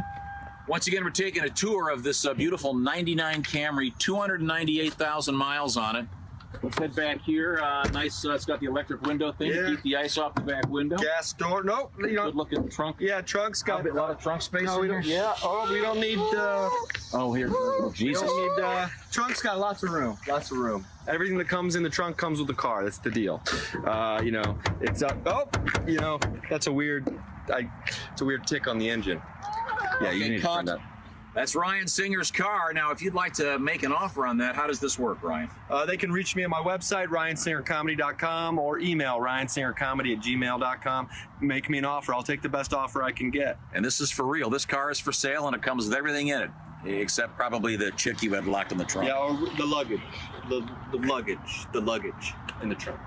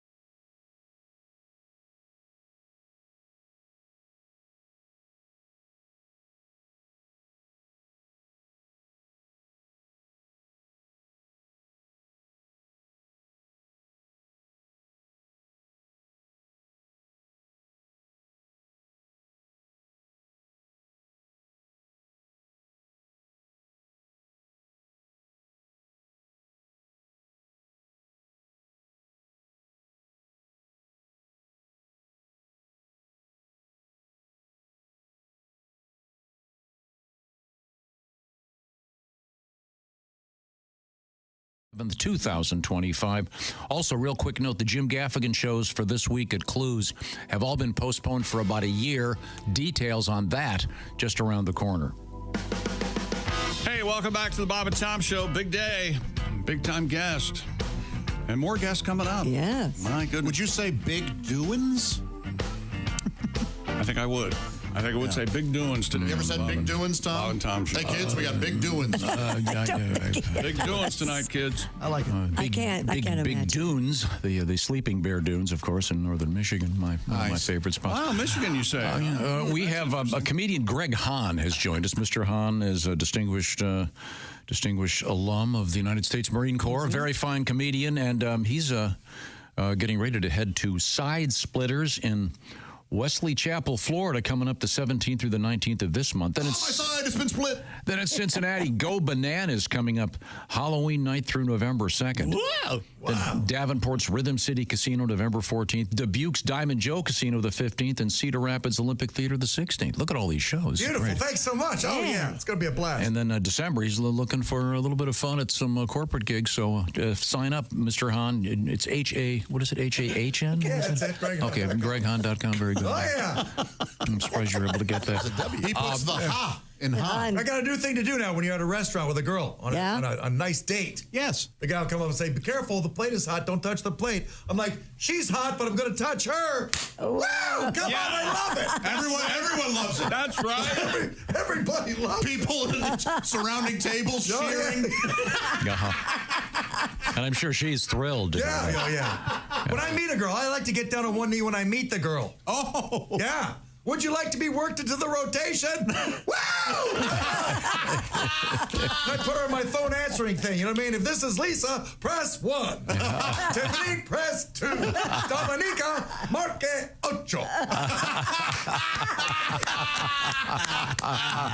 Hey, Godwin, there you are. Hey. Nice to see you. Is that 1G or 2G? I don't know. All right. Hey, you got the real hair. That looks nice. Godwin looks good, man. Yeah, He does look good. I'm still using the bird's eye maple. Witness protection 22, Bozo 6. Looks good. Looks good. It's a homebrew. You're starting to look more like the guy in The Sopranos that had the white sidewalls. Yeah? Remember that? Wally Walnuts? Yeah. Oh, his hair. Yeah, remember? No, I don't think he does, but okay. Yeah, look at that. Look, you see the white. You gotta go in and get it touched up. You know what? What am I thinking? It's identical. Let's check in with Kris. She's at the Silac Insurance News Desk. What's happening? Authorities in Arizona have arrested a man accused of crawling underneath cars at a car wash. Is that wrong? In order to look at women's feet. According to AZ. He's looking in the wrong place, I think. You have to wait for the explanation. It's extremely confusing. All right. It's not I'll tell you this, it's not during the washing process. No. It's while the women are vacuuming, the ones where you can go to the self-service vacuum stalls. Right. So he goes under their cars, and as they're going around the cars vacuuming inside, he's just staring at their feet. Yeah. Apparently, this happened at the Superstar Car Wash, where police were investigating 3 instances of a man allegedly crawling under women's cars, as Tom said, while they were vacuuming. Yeah. Surveillance cameras reportedly captured the 28-year-old suspect in the act. Jesse Johnson has now been arrested and apparently had several times before been arrested in Nebraska for a similar crime. Yeah. He reportedly admitted to officers there that he is sexually attracted to women's feet and at times cannot control his sexual desires. Can't control it. He was arrested on charges of voyeurism and disorderly conduct in Arizona. No, you don't understand. I really like it. Oh, if you keep the description, one of the women goes, she's vacuuming her car. All of a sudden, and nothing, think about this, you're kind of bent over, door open, she looks down, and there's a head poking out. Terrified her. And she goes, she's having nightmares. Can you imagine how weird this is? Wouldn't have nightmares. It'd just be she weird. is. Well, her lawyers are telling her, hey, you had nightmares. Exactly. How crazy.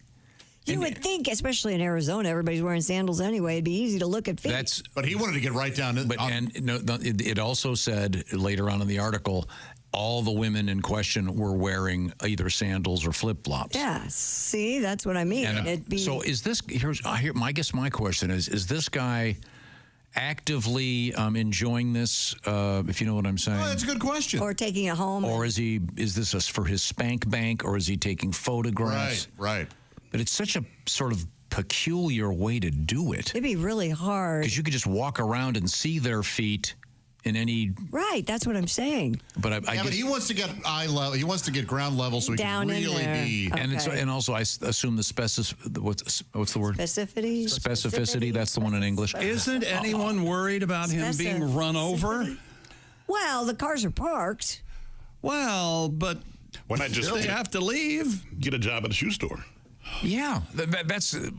But I think it's the fact. I think it's the fact that he is doing it stealthily that is the appeal, right? That they don't know he's doing it. Here's the problem with getting a job at a shoe store. You got to deal with guys too, and he just wants the. You can't be like, hey, I can't help you. I'm only helping these women. There's a big box shoe store around here, and occasionally you go in there and there will be men hovering around in the women's shoes. It's kind of creepy. You don't think they're shopping for their girls? No. What if maybe they have a transvestite act or something? No, that would make You know sense, what? but no, That would make sense. These guys don't. I'm not being critical. I mean, whatever you're doing, It could be harmless. Maybe they're just whacking in some shoes. I love that song. Whacking in some shoes. Remember, whacking in some shoes. Well, didn't we find out that foot fetish is the #1 fetish, right? Yeah. But this one up there. This one is really odd. And I kind of agree with Chick. Couldn't you get really badly hurt? You'd think so. You think? Yeah. At least hit your head on a muffler. Yeah. It's worth I mean, hey, buddy, while you're down there, change the oil and don't steal my catalytic converter. Yeah, do you think he has a special outfit so that if he gets oil stains, he doesn't get bummed out? You think he carries one of those little car things that he slides underneath the car? I hope he's just zipping around the parking lot, in and out of cars. Wow. That's so so He crawls funny. under the car while she's vacuuming her car. Yeah. Yes. Don't you see the guy getting down? Don't you see him walking up to your car and getting underneath? No, your I think car? her head's down Not and if she's you're focused. busy. I think it from the said other side. I would kill him immediately. I think it said, if I'm not mistaken, he would park next to them. Uh-huh. And then when Low they would crawl? start vacuuming, he would then go crawl underneath. Wow. I sort of respect the go-getter attitude this guy has. But with all these fetishes, I've mentioned this many times before. I remember reading about a guy in it was either Wisconsin or Minnesota, and his thing was horses, and they caught him towing with he was towing with a Volkswagen Bug or something. He had a rig that he had welded together to sadly to restrain the horse, so he could do what he wanted to do. So this is something that this guy spent a lot of time getting ready for, and so I mean I don't know if this under the car thing is a common or if this is just a very unusual creative way to do it. I mean, with the internet these days, you think there's probably a website for this. Oh, of course. Probably an OnlyFans thing or up whatever. shoes. Yeah, up shoes. Down shoes, actually. But apparently this isn't one of those upskirt things where he wanted to look up. Right. No. It's just it's the feet. I ain't interested in anything above the feet. Greg, you like a foot? Feet are fine, sure. Yeah, a girl with a nice foot. I mean, I'm not a nut. You know what I mean? Right, but you don't. Cars. No, God, no. No one's calling you a nut. I say, hey, if you got pretty feet, nice feet. I don't like gigantic feet. All right. Big fuzzy feet on a girl. I don't like that. That sounds. Yeah. You know what I mean? Yeah. That sounds like a bird. Sounds like you might have a bird there. Big fuzzy. You're not into podiatration? What would it be? Podiabration? There's something in there. The poor girl has gigantic feet. I always think like, oh, come on, man. What's gigantic now? Like a 7, a 9? I don't know. Just a big foot. I Like don't a 12? If you're walking through the grocery store, she's wearing sandals with a great big foot. I'm like, excommunicado. I understand that you, Greg Hahn, keep yourself hidden. Recently had to break up with a woman. How did that go? Dan, how did it go? What's this bit? How's it go? I believe it was done rather swiftly with using text messages. Yes, that's how you do it. 8 years, good run. I'm out. Send, block. You can have this man at your corporate event this fall. It's under GregHahn.com. Ladies and gentlemen, we're coming right back. Also coming up, another one of my favorite Gregs. He is Greg Warren. Hey! This is the Bob and Tom Show.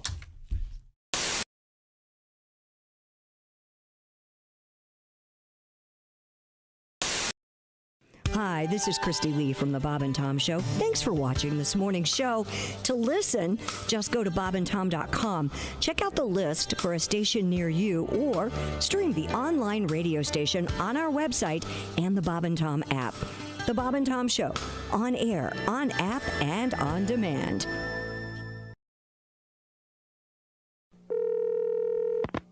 Hello? Hey, it's Tiger. Oh, hey, Tiger. What's going on, man? I need you to do me a huge favor. Yeah, sure thing, man. What do you need? Can you please take your name off your phone? My wife went through my phone and maybe call you. What? Oh. If you can, please take your name off that. Are you me? She knows about us? Oh, man, this is bad. This is really bad. Just have it as a number. Oh, boy. She hasn't seen the photos yet, has she? Tiger. You still love me, right? Okay, you gotta do this for me. Please tell me you still love me. Tiger? Tiger? Hello? Hello? I made this crazy movie called Freddy Got Fingered, and it was, I wrote it, I directed it, and it was a really, really crazy movie, and it won the Raspberry Awards, and people said it was the worst movie ever made, and all this stuff. That was sort of the point, was to make the craziest worst movie. Yeah, kind of the point of it, right? So now what's happened is, and really what's been a really exciting thing about going and doing these shows is, people are coming out to the shows. They're bringing their Freddy Got Fingered DVDs, and it's sort of turned into a sort of a bit of a cult, smash. I've gotten a call from the studio recently that said the DVDs have been selling through the roof. They've sold over 1 million units of the DVD. And didn't I hear that you're going to do a director's cut? I want to do a director's cut of the movie because because there are scenes that just when you edit when you do one of these commercial studio movies, especially a movie like that, they focus group it, and you had to change things and tighten it all up. Right. So there are some crazy scenes that I'd like to get back into it, but also it's sort of just I think the irony of doing a director's cut for me personally is pretty funny. Whenever there's a movie, there's always a porno movie that someone makes based on the title. Yeah, it was called Freddy Got Fingered. Okay, back to you, Tom Green. People actually, to be honest, the things that people really like out of the movie are some of the sillier scenes, not so much the gross scenes, but people always come up to me and they say, "Daddy, would you like some sausage?" Which is this line from the movie. "Daddy, would you like some sausage?" So I sing that on stage. Come see me on tour. We'll be singing some of the hits. Sing along. That's all right. That's your Stairway to Heaven? Yeah, that's my Stairway. The Bum Bum song would be my Stairway to Heaven. That went to #1 on MTV, the Bum Bum song. When you Google Freddy Got Fingered, the first thing that comes up, the first line is Freddy Got Fingered quotes. Yeah. That's the first thing. Yeah. And then you go to that page and the sausage. Yeah. The sausage organ comment is the very first line. There's all sorts of very silly lines in the movie. Yeah, there's a whole pile of quotes here. Yeah, so I was in a rap group when I was in Canada when I was a teenager. That was actually, what were they called? We were called Organized Rhyme. We were actually had a record deal when I was 19 years old. No kidding. Right out of high school with A&M Records, and we had a #1 hit, in many Canada? markets in Canada. We were the Much Music Video Award of the Year for Best Rap Video. That was sort of the... Is that on your website? You can find it on there. Yeah, you can find it on there, and you can find it on YouTube. And, the thing, that was sort of my first sort of realization. Hey, I want to work in show business, I was sort of like, all of a sudden I had this record, and we were touring, and we were doing radio shows, and I went and started my radio show, and right after that, and... it was initially a rap music show that I turned into a talk show, which then turned into my TV show. I've had a lot of great rappers on my website too. Like if you go on tomgreen.com, you can see me rapping with Too Short and Exhibit. There's this funny video of me rapping with Exhibit where I surprise him with this rap that's ended up on YouTube. It's got 2.5 million views now, and it's sort of funny because you see these rappers who just aren't expecting me to start rapping, and then I start rapping in their face, which is fun. So. Canadian rap. Canadian rap. Yeah, you can see why you haven't heard of it. Canadian rap. Tom Green is our guest.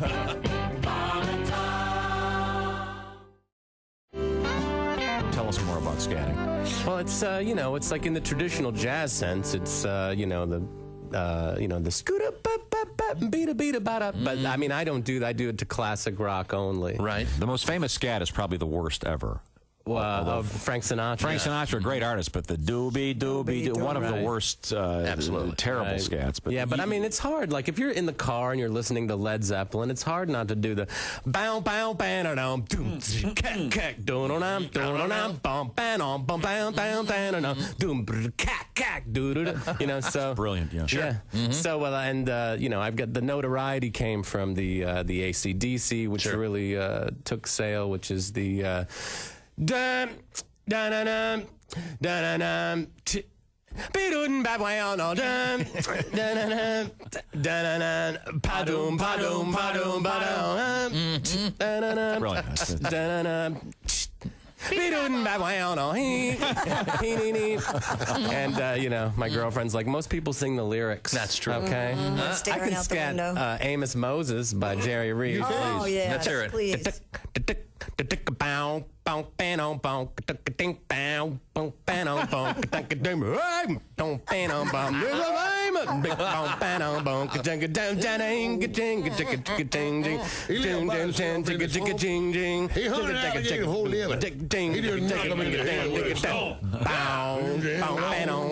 on that note, we have to go. Thanks for joining us. He's a hunting alligator down in the swamp.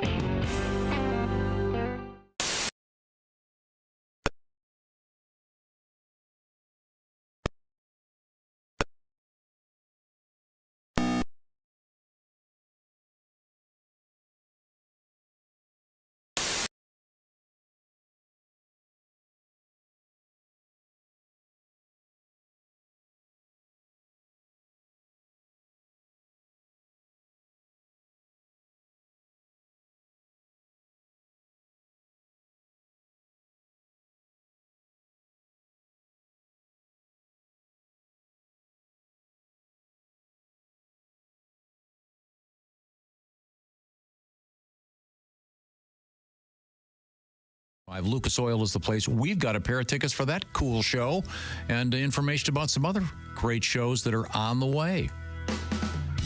Hey, welcome back to the Bob and Tom Show at the Silac News Desk. It's Christy Lee. Hello. There's Pat Godwin. Hey, chick. Josh Arnold. Next to her. Over there at the Sidekick headquarters, there's Ace Cosby. Hey. I'm Chick McGee. Hello, Tom. We've got a special guest. I like that. At Sidekick headquarters. Mm-hmm. That's nice. Yeah, in the interview loft, it's comedian Greg Hahn. Not a loft. Great to be here. He's in a chair, sitting Thank around. you so much. Great to see you, Greg. Formica that we are. Fun to be here, doing my sense of humor routine. Nice. And this is not Formica, I'll have you know. Whatever. Okay. For all of us. Corian. Now, let's move forward here. We have Mr. Hahn in the studio. By the way, Mr. Hahn is going to be at Go Bananas, Cincinnati, Halloween night through November 2nd, and a bunch of other places. You're going to be in Wesley Chapel, Florida, at Side Splitters. Right. What is that near? I don't know what that is. Wesley Chapel. It's near Tampa. Oh, okay. Yeah, suburb of Tampa. A lot of people just say the Tampa Side Splitters, don't they? There's two of them. Well, there's two clubs. Ah. So I'll tell them which one. Oh, my. And you'll be splitting some sides, I understand. Oh, yeah. I'll be doing the jokes. Sure. But what we got the corporate gigs, I should start doing keynotes. That's what we need to do, Josh. Yeah. Keynotes, you know what I mean? Yeah. Symposiums in excellence. You're right, yes. Killing it in the modern era.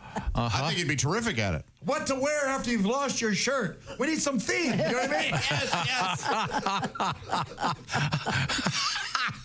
So if your company's having a really bad year, yeah, what to wear after you've lost How about your that? shirt? Down Thank and you. out, we'll get you up and in. Yeah. Very good. We already just sold 50 tickets. Yeah, these are all great ideas. Let's go over to the Silac News Desk because I can see Christy Lee is there with her glasses still, but not for long. Not for long. Christy's getting the surgery. She's going to be getting those Terminator eyes where she can look at somebody and the name prints out in her head. Oh. The temperature. RoboCop did that, I think. I believe something like that. That would freak me out, I think.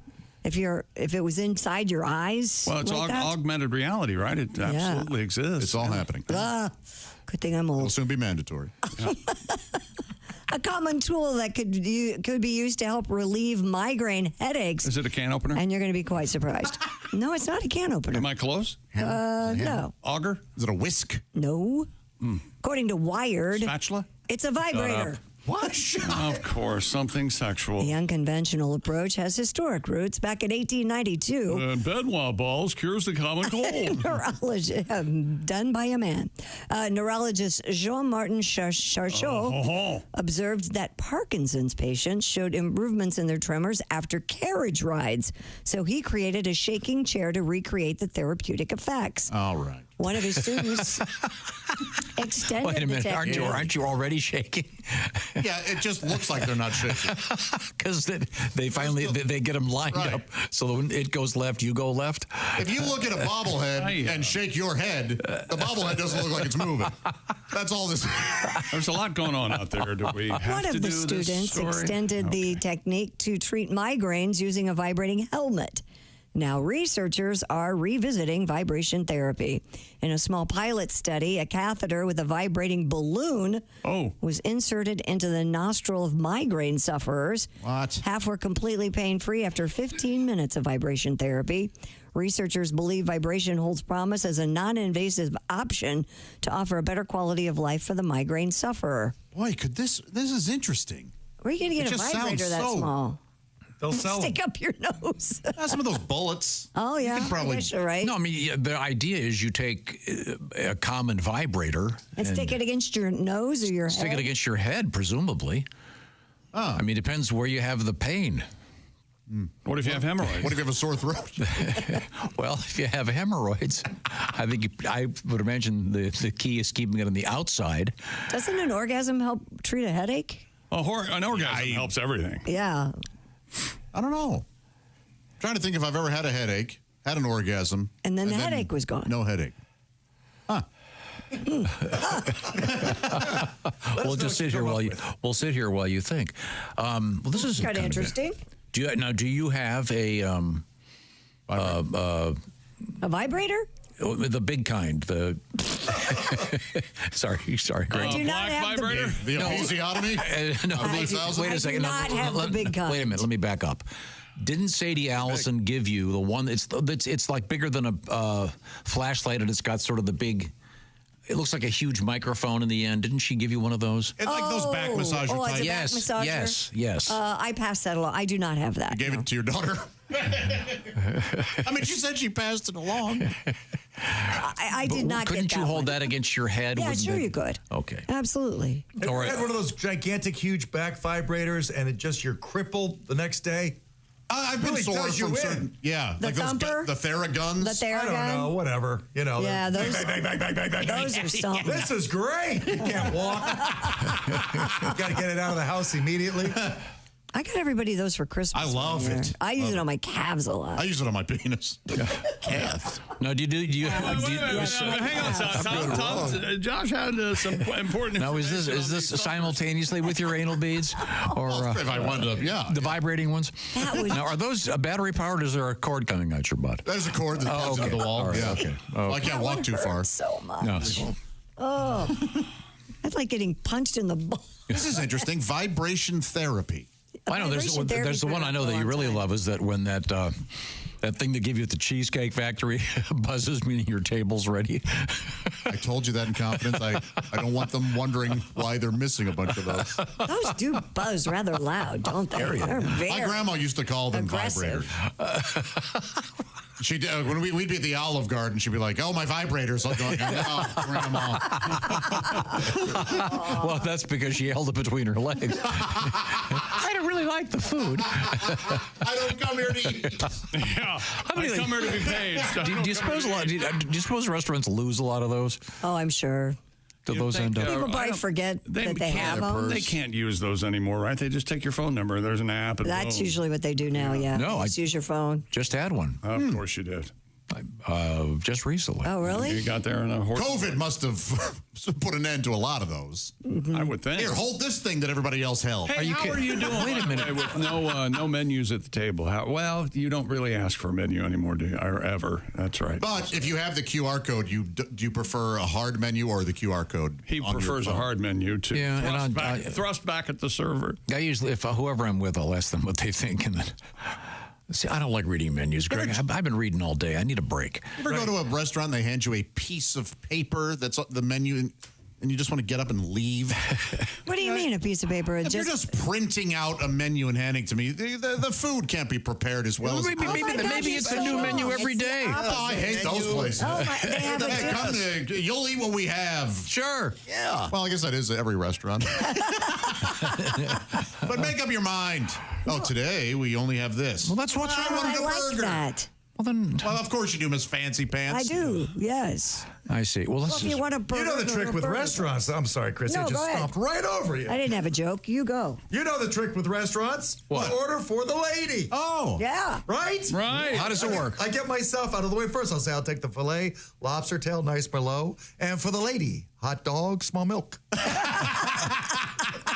Hot dog. Now, you're concerned about, how do you feel about the thing now where they hand you their, it looks like it's like a giant calculator and you have to shove your card in it and fill it all out right there? Well, I can tell that you don't care for it. No, I'm all right with that. But I mean, you talk about a germ factor. I know.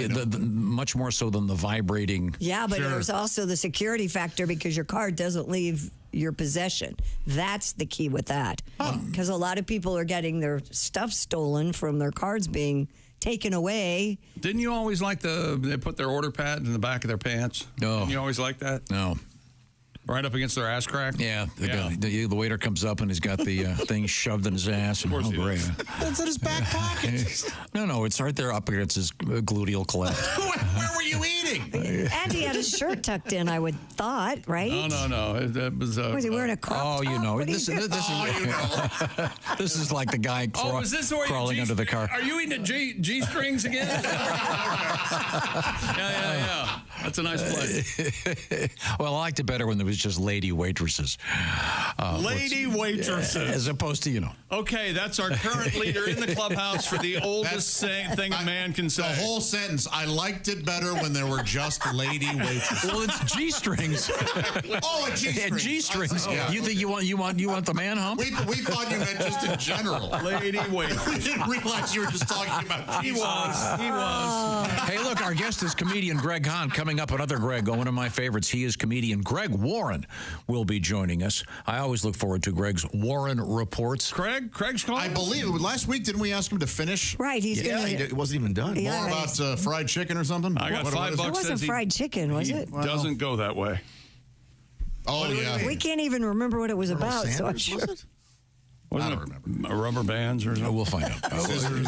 Right now, it's time to find out about Simply Safe. The compound. My compound is safe and secure because I have Simply Safe, the do-it-yourself, design-it-yourself home security system. I did the legwork for this for you people about 10 years ago, and I decided Simply Safe is, not only can I install it myself, but it's the safest security system around. It protected my home for like a decade and exceeded all my expectations because Simply Safe has Fast Protect monitoring and LiveGuard protection. Simply Safe agents can act within 5 seconds of receiving your alarm, can even see and speak to intruders and stops them in their tracks. You'll never be locked into a long-term contract. Cancel anytime. Pricing transparent and affordable at less than $1 a day. No hidden fees ever. And Simply Safe has been named Best Home Security System by U.S. News & World Report for 5 years running and Best Customer Service in Home Security, according to Newsweek. Easy to install and activate your Simply Safe system in less than an hour yourself, or you can choose professional installation and have a pro do it for you. Protect your home with 50% off a new Simply Safe system plus a free indoor security camera when you sign up for Fast Protect monitoring. Just visit simplysafetom.com. That's simplysafetom.com. There's no safe like Simply Safe. Thank you very much, Chick McGee. Coming up, comedian Greg Hahn, comedian Greg Warren. They're next. This is the Bob and Tom Show.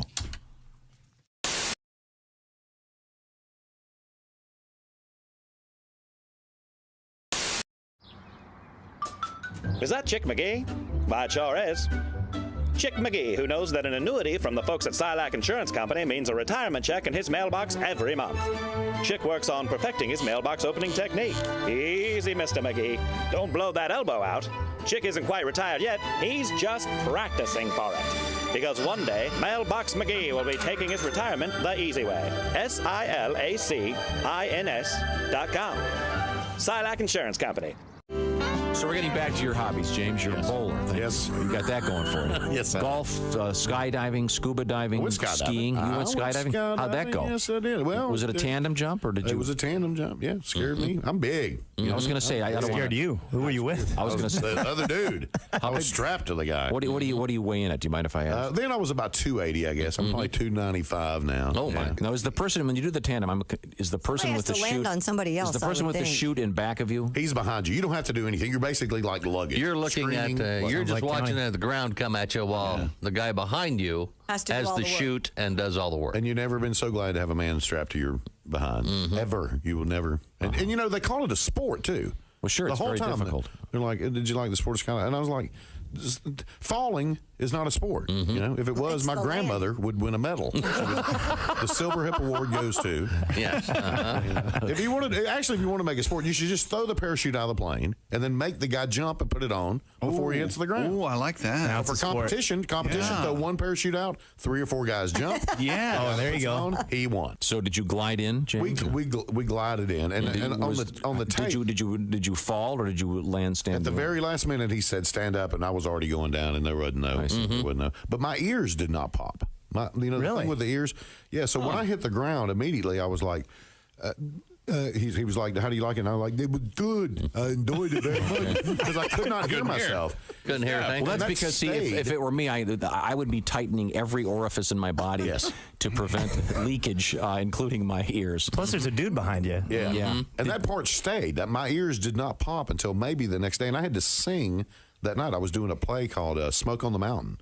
You're a singer? I didn't know. Yeah, where you sing gospel music. It's a gospel music play. You know, smoke on the mountain, fire in the sky. It's a great play. Yeah. So I'm trying to sing. I'm like, amazing, great that we. Well, that's unfortunate. I want to apologize to anyone knows that might have. Well, I don't know if you're deaf, you automatically talk that way, even though you can speak. That's what it sounds clearly, like when you're talking. Yeah, I mean, it's nerve wracking, and the more scared you've already done it, the more scared of it you are, the better you get out. The more you get out of it. You know, it is really like that facing your fear and all that stuff. And when you're standing in the doorway of that plane, it's every cell in your body screams, "You better hold on to something." I mean, it's overwhelming. Now, when you first got out of the Marines, didn't you have to be an usher like at your sister's wedding or something? What was that story? Right, when you come out of boot, first of all, let me just say I was engaged once, and the girl kept the ring. Oh no! That was 2 hours of salary gone. All right. No. When you come out of boot camp, you're ready for anything. I mean, you know what I mean? Outstanding. That's the attitude. Outstanding. That's the Marine Corps. When I came out of boot camp, my sister got married. She had me seat the people at her wedding. They'd come walking up to me in front of the church like, "Oh, you must be Patricia's brother. Sit down. Shut your pie hole. I don't want to be your friend." 200 people showed up and put them all in the same row. Tighten it up. We don't have all day. We are totally uncomfortable. Outstanding. Shut your cake hole or pie. What do you eat, cake or pie? Oh, my God. Comedian Greg Hahn. Why can't we have single vows? How about some single vows? Single vows? I vow to be single? How would Just that work? vows, you know. Do you promise to sit all by yourself in your quiet apartment with your frozen dinner and your stupid pet fish? Yeah! Yeah! Never have a ride to or from the airport? Yeah! Sign me up! Park the lot 88Z, schlepping your stuff. But I want to clarify for Christy, because I know Christy's a big Catholic, and I grew up Catholic. I was an altar boy as a kid, and I think Jesus is a great role model, but I think he's kind of like the popular guy in high school where everyone says they're his friend, but he wouldn't name you as one of his best friends. Yeah. Like if you asked him who his best friends were, he'd be like Gandhi, Martin Luther King Jr., Matt Damon. And you'd be like, what about Mike Birbiglia? He'd be like, I feel like I'd recognize his face if I saw him, but the name doesn't ring a bell. Jesus has a lot of Twitter followers, He does. actually. Yeah. Absolutely. Oh, God. You know what? Let me tell you something. I'm gonna have a wedding agreement I'm putting together right now. I've been writing it over here. The girl's gonna have to sign this before I get married. Okay. Number what do you one, have? Yeah. at no time will your rear end be whiter than your shoulders. Okay. Number two, your eyebrows will number 2. Normal size, not super skinny or painted on, thus reflecting mental illness. It's all making good sense so far. So far, keep going, We will have a dog for me to play with and for you to care for. Same with children. By the way, Greg is serious about that. We have had that conversation where you don't say that in joke form. No. You don't do your version where you've said to me, I want a girl to marry who we can get a dog and she'll take care of the dog when I go on the road. And that's one of your prerequisites. And pick me up at the airport in your SUV. The airport. You've had this conversation. Why limit it to an SUV? Why not a limo? Welcome back to the Bob and Tom Show. You've tuned in at the perfect time. We're up to our next and guests. And Greg's. Yes. We got more Greg's than the law allows. And didn't we learn a little bit about the San Diego chicken last week? And I believe, I think there was like one more thing to come in there. Oh, there he is up on the big screen. We have Greg Hahn in the room with us, and comedian Greg Warren joins us from... Someone's mansion. My goodness. Beautiful. Look at that. Well, Warren and I have the same hobby. What's that? Not losing all your money in a bad marriage. Hey, he's real funny, isn't he? Isn't he funny, Tom? Yeah, that's funny. That's that Greg Hahn guy. Funny stuff. Greg Warren, last week you updated us on the San Diego chicken. Did we get to the end of that? I thought there was one more item you wanted to mention. Do you recall? Well, actually, there was something that I discovered during the San Diego chicken that I made this week's topic. Tom. Oh, okay. Oh, good. What's that? Yeah. Chick, have you ever heard of Operation Flagship? Operation Flagship. I have not. Okay, so this relates to you in a way. Back in 1985, the Washington Redskins, it was a tough ticket. Am I right, Chick? You could not. It was very hard to get a ticket to. Before it got really good, yeah, it was a bad deal. Yeah, it was a very tough ticket in '85. Much like last year or the year before last. Yeah, go ahead, Greg. I'm sorry. No, I didn't mean to. I meant like it's hard. It was hard to get in to see them. Everybody wanted to see the Redskins. Is what I meant. So the U.S. Marshals decided they would do a sting operation. Oh yeah, I know what the all right. So they sent out 3,000 invitations to last known addresses for wanted felons in the D.C. area.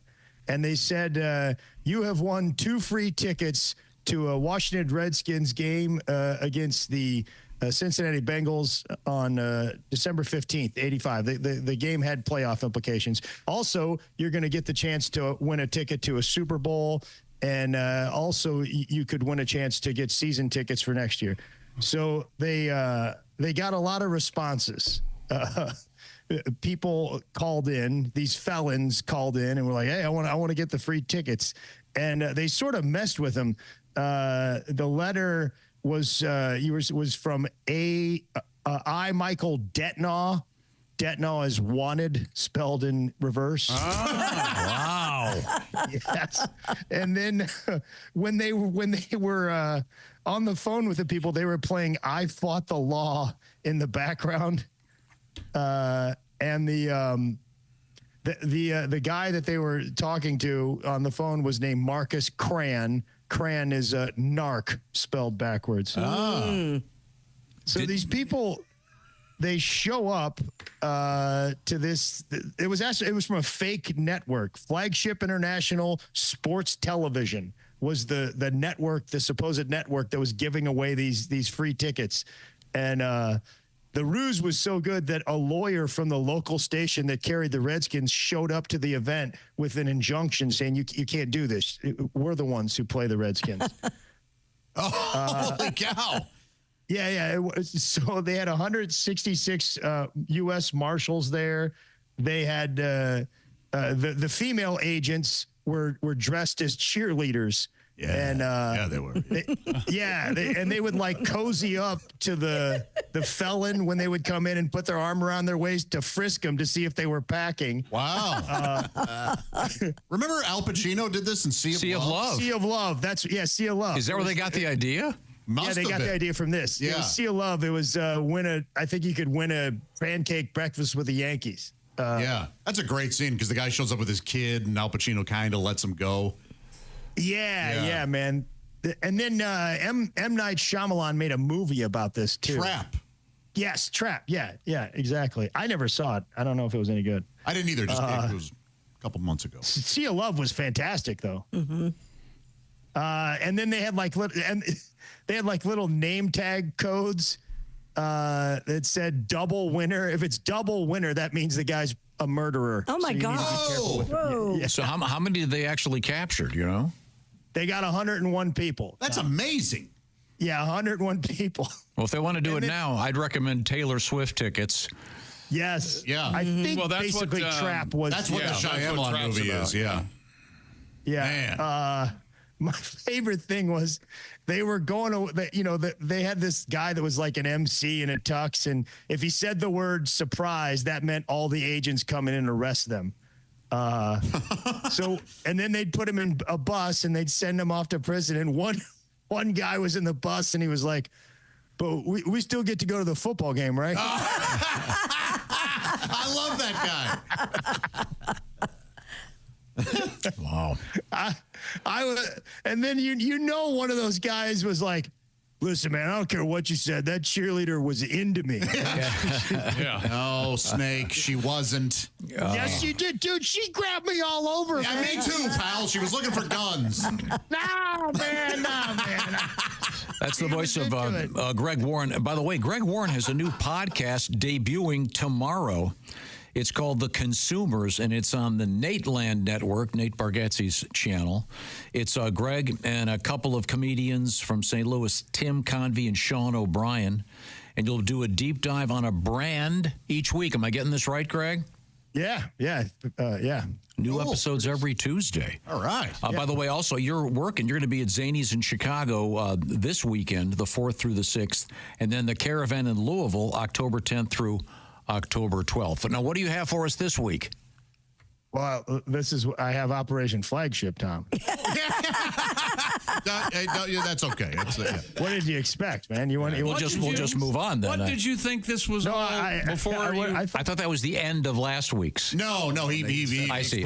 Okay, well, this is fascinating. I sort of dovetailed into I see. it. Okay, very good. The chicken was there. The San Diego chicken was there. Ted.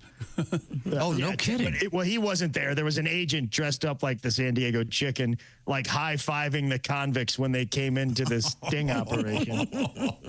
And this stuff has been done a few times before. One time in Hartford, you could win 2 tickets to a Boy George concert, which you got to think, man, when those criminals were finally made it to jail, the other convicts gave him a hard time about that. Yeah. Yeah. Oh, look who it is. Come here.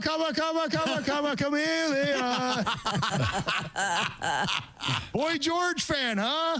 Ace?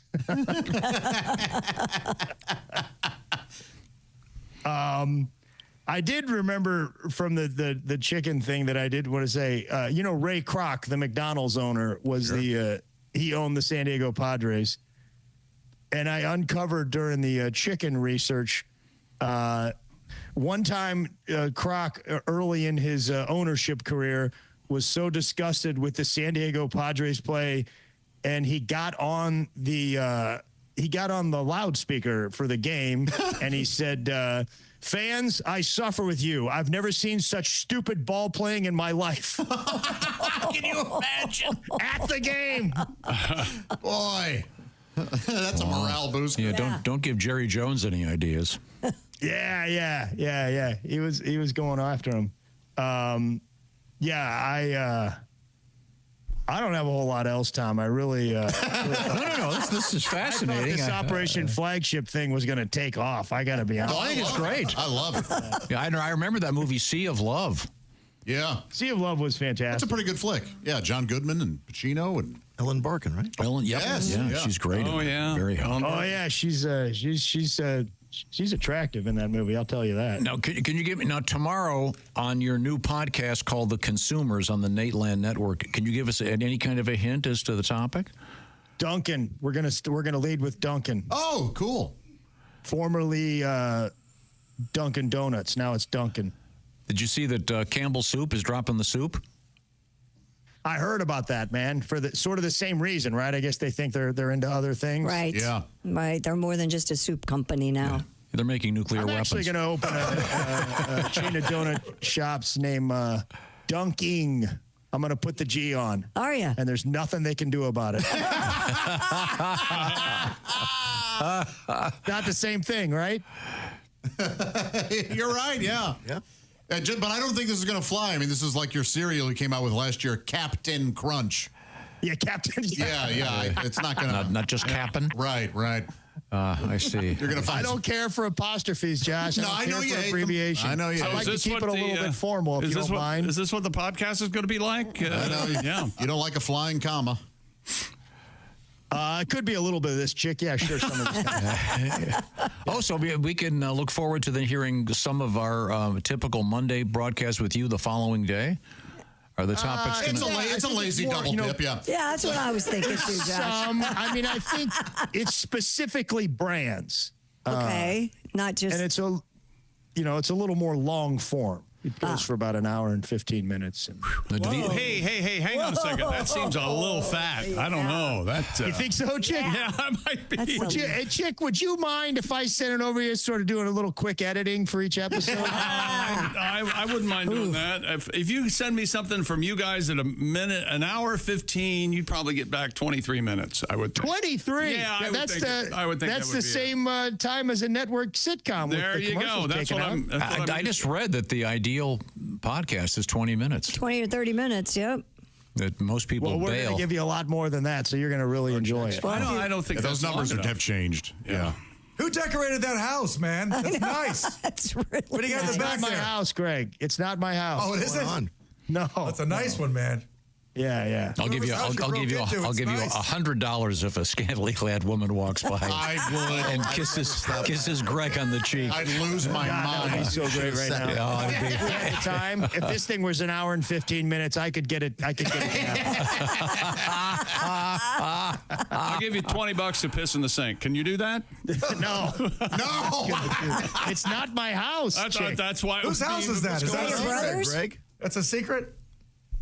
It's a guest house. Oh, I got you. It's nice. Clean. It's real nice. Yeah, it's real nice. Nice chandelier. Hey, guys, I think I might be in my place next time I talk to you. Really? Wow. Yeah. Greg, I've been out of my place for 6 months. You have? Yes. What's going on? There was a flooding issue at the toilet, ruined the whole place. You got to come up with a better story than you caused the flooding. Yeah. We need something like Get a bidet. You know what I mean? I got a cheap one. It attaches to the dishwasher. All you have to do is hover over the sink. That's $1 million idea. You had guys trying to hook that up and they flooded your apartment. I think the kitchen bidet.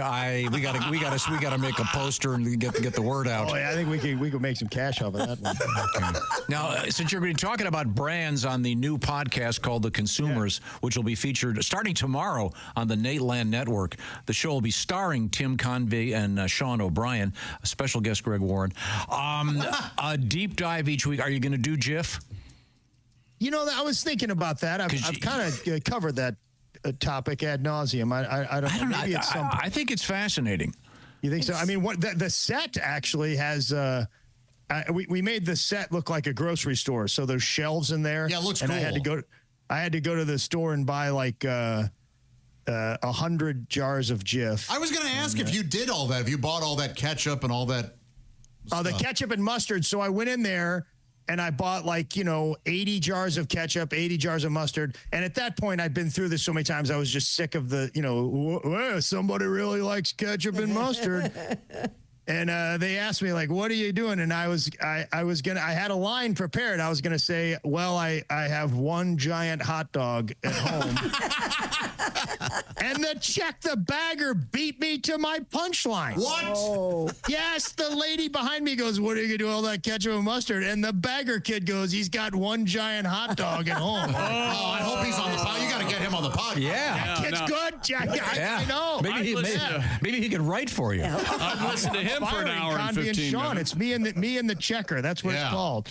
Oh, I like me and the checker. Greg and the bagger. You didn't go to some place where you could get it wholesale or in bulk? No. Here's what I used to be in the biz, Tom. You know the guy's number that's calling on that grocery store? His numbers are going to look real good that week, man. That's a good thing you did. That's very nice. Yeah. Yeah, I used to be in this sales guy. That guy's going to have a great week. And then the next week they're going to go, what happened to your number? Yeah, that's what's going to next October or next end of September. Hey, what happened here? Yeah. Christy thinks like a true sales manager. Just it's never enough. Yeah. It's never enough with you people. So how much did you spend on the ketchup? On the ketchup, mustard, Pringles, and don't tell us. No, don't tell us. How many jars of ketchup did you buy, or bottles of ketchup? Man, I don't know. It's like about 2 shelves of ketchup, 2 shelves of mustard, 5 shelves of Pringles, and 5 shelves of 40-ounce Jif peanut butter. Oh, the big one. So are we over $1,000? I'm going to say 2,700. I'm going to go 700. Ace, you're the one that knows the prices of everything. What do you think? Not that large, though. Okay. Anyone else? Yeah, boy, 700 is a really good. I'm going to go 800. I say $2,700. I'm going to say you went to a Creve Coeur grocery store. $1,300. What have you got? What's the answer? I'm going Godwin hit it on the nose. $700. Well done. Godwin. That Godwin. Wow. Nobody Nailed it. can find Yeah, it. $700. And We also have a shelf of Coca-Cola and Diet Coke, so that might have thrown you off, Josh. Oh, it did. Yeah. That might have been what throwing your numbers. What's my excuse? I was way high. So once again, the podcast clearly it will be on camera then. Yeah, we have. They tried to not YouTube. use. Yeah, never mind. I don't want to get involved in this. No, I mean, it'd be really funny if it was strictly audio. He spent $700. He'd be referring to the set behind him. Hey, Greg, tell everybody about the Jif peanut butter. It's audited. Like there's a Monty Python sketch that's purely audio, and the narrator goes, "Please note the large-breasted typist in the background." What's the name of the podcast again? It is called Consumers. Yes. Thank you. And it debuts tomorrow on the Nateland Network from Nate Bargatze. And also, I'll mention this, Zany, Chicago, October 4th through the 6th, and then October 10th through the 12th. The Caravan, Louisville, that's for Mr. Greg Warren. Mr. Hahn, on the other hand, Side Splitters, the 17th through the 19th of this month in Greater Tampa. You'll be at the Wesley Chapel, Florida show. And then October 31 through November 2nd at Cincinnati's Go Bananas. Thank you very much, Greggs. I know Mr. Hahn is going to stick around with us right now. The Bob and Tom Show is sponsored by BetterHelp. October, the season for wearing masks and costumes. But sometimes you feel like you should just wear a mask all the time, and maybe you're in an odd social situation or you're around your family and you want to, how about maybe therapy can help you learn to accept all the parts of yourself, all the parts of your life. That's what therapy can help you, perhaps. And by the way, there's a great way to access therapy now called BetterHelp. So the way it works is you'll take a little quiz sort of online, and that little questionnaire will help them link you up to one of 35,000 therapists participating in this program. You can switch therapists anytime, no additional charge. And the way it works is the therapy itself is then done online, like a Zoom call or like a phone call or texting back and forth with BetterHelp. Get all the information you need and take off that mask with therapy through BetterHelp. Visit BetterHelp.com/BT Show today to knock 10% off your first month. That's BetterHelp, H-E-L-P. BetterHelp.com/BT Show. Once again, flexible and convenient because the therapy is done online with that smartphone or your laptop, et cetera, et cetera. BetterHelp.com/BT Show. And the Bob and Tom Show is sponsored by BetterHelp. Christy Lee is across the way at the Silac News Desk. What's coming up? Sorry about that. We have baloney and prescription drugs in the same story. We have a TV reporter who becomes a hero, and another famous painting has been vandalized. Hope it wasn't the dogs playing poker. No, it wasn't. Okay, good. Okay. Whew, that was close. This is the Bob and Tom Show.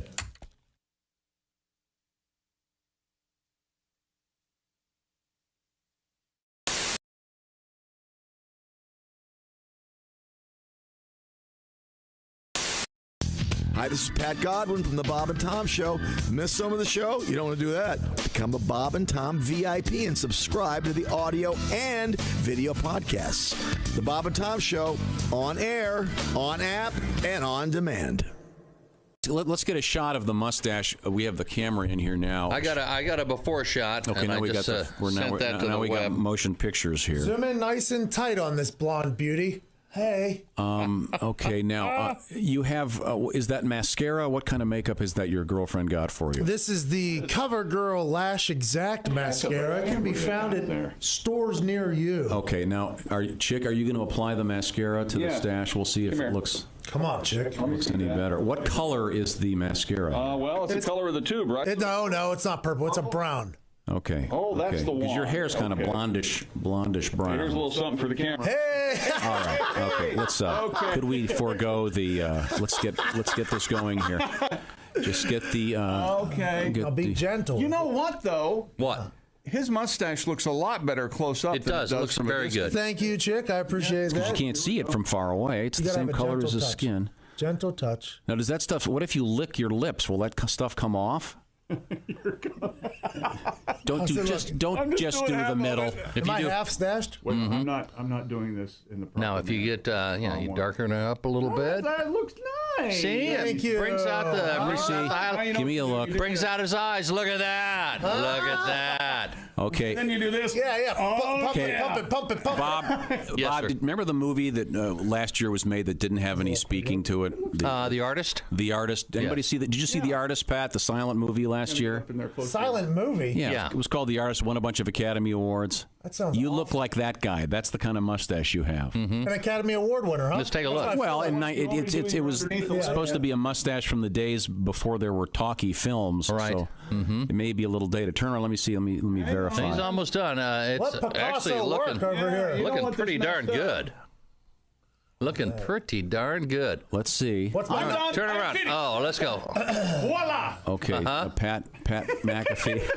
Oh dear God. Yes. Oh yeah. Now I can see it now. It does look very romantic. And it really does match his hair color a lot better. Oh my! We got a little mascara on her. Well, wipe it off. Sorry, they started talking to me, and I got mad at Tom, so I can miss. Now, do you think maybe you should go with what's the permanent dye for the mustache called? The permanent? Yeah, it's in all the commercials. Not permanent. Just for men. That stuff. You need the just for men. Mm-hmm. You think it would look like this permanent? Sure. Yeah. No, it wouldn't be permanent. It would last for a couple of weeks. And then you have to reapply. And... So for my Super Bowl TV stuff, I need to get the just for men. Or just hit it with the mascara before you go on screen. I think it's fine the way it is. Chick, I'd like to thank you for what you just did. No, but then you're going to be walking around, and then you're going to be wiping your face, and half of it's going to come off. If I was to have a cocktail right now that happened to run a little high, would the mascara run into the I don't think so. Most mascara is like the commercials I've seen, the girls dive in. Of course, they always it's women and it's their eyelashes that they use it for. Rarely do you see those get hit with a drink. Mustache, and when they do, they usually kind of tear up. I don't know how that would work at a bar, Pat. Yeah, Pat's now trying to touch up the mustache. Just for men. Yeah, but then the question has to be asked: even if your mustache is dark, is it really your look? And that's where I think that comes into question. Hello, my name is Alexa. Are you looking for Bob and Tom Radio? Well, it's on me. Just say, Alexa, play Bob and Tom Radio on TuneIn. You ever put your nuts on an anthill? No. You haven't? No. Me and my buddies used to do that. We do anthill rides. Whoever could stay on the longest. Get your nuts out, ride an anthill. See, these are the advantages to growing up in New York. Yeah. That never came up. There's a few activities in the big city. We never got to the point where, you know something, I'm going to just drop my nuts on the anthill for an hour. Yeah. Maybe and the great thing about New York is if you did drop your nuts on an anthill, no one would notice. They're just like, have you seen the crazy guy on the anthill over on 3rd? Oh, yeah, he's nuts, isn't he? Yeah. Wow. It's dangerous, though. One year they swelled up to look like a sack of kneecaps. Kneecaps, you say? Nice. We play gay chicken. You ever play this? Gate chicken? Probably not. Gay chicken. Oh, gay chicken. Hold on. Have you ever asked that question and got a yes? Yeah. Oh, yeah, gay chicken, yeah. I was in a gay chicken league for 6 years. Chicks played, I could tell. Darn right. I can tell he's got soft hands. Love the gay chicken. He's got soft hands. Why do I think I don't want to know how this works? I don't want to know. Oh, no, it's a real chill game. It's, you stand there, you and your buddy stand there, you hold on to each other's penis. Right. Okay? Right. And the That's right. first person to let go is gay. That's right. I see. Gay chicken. So in other words, you guys... Now, if you look them in the eyes, you get a warning. There's a lot of hand washing in this game. If you look them in the eyes, you get a warning. Welcome to a new show called I've Never Been That Bored. Yeah.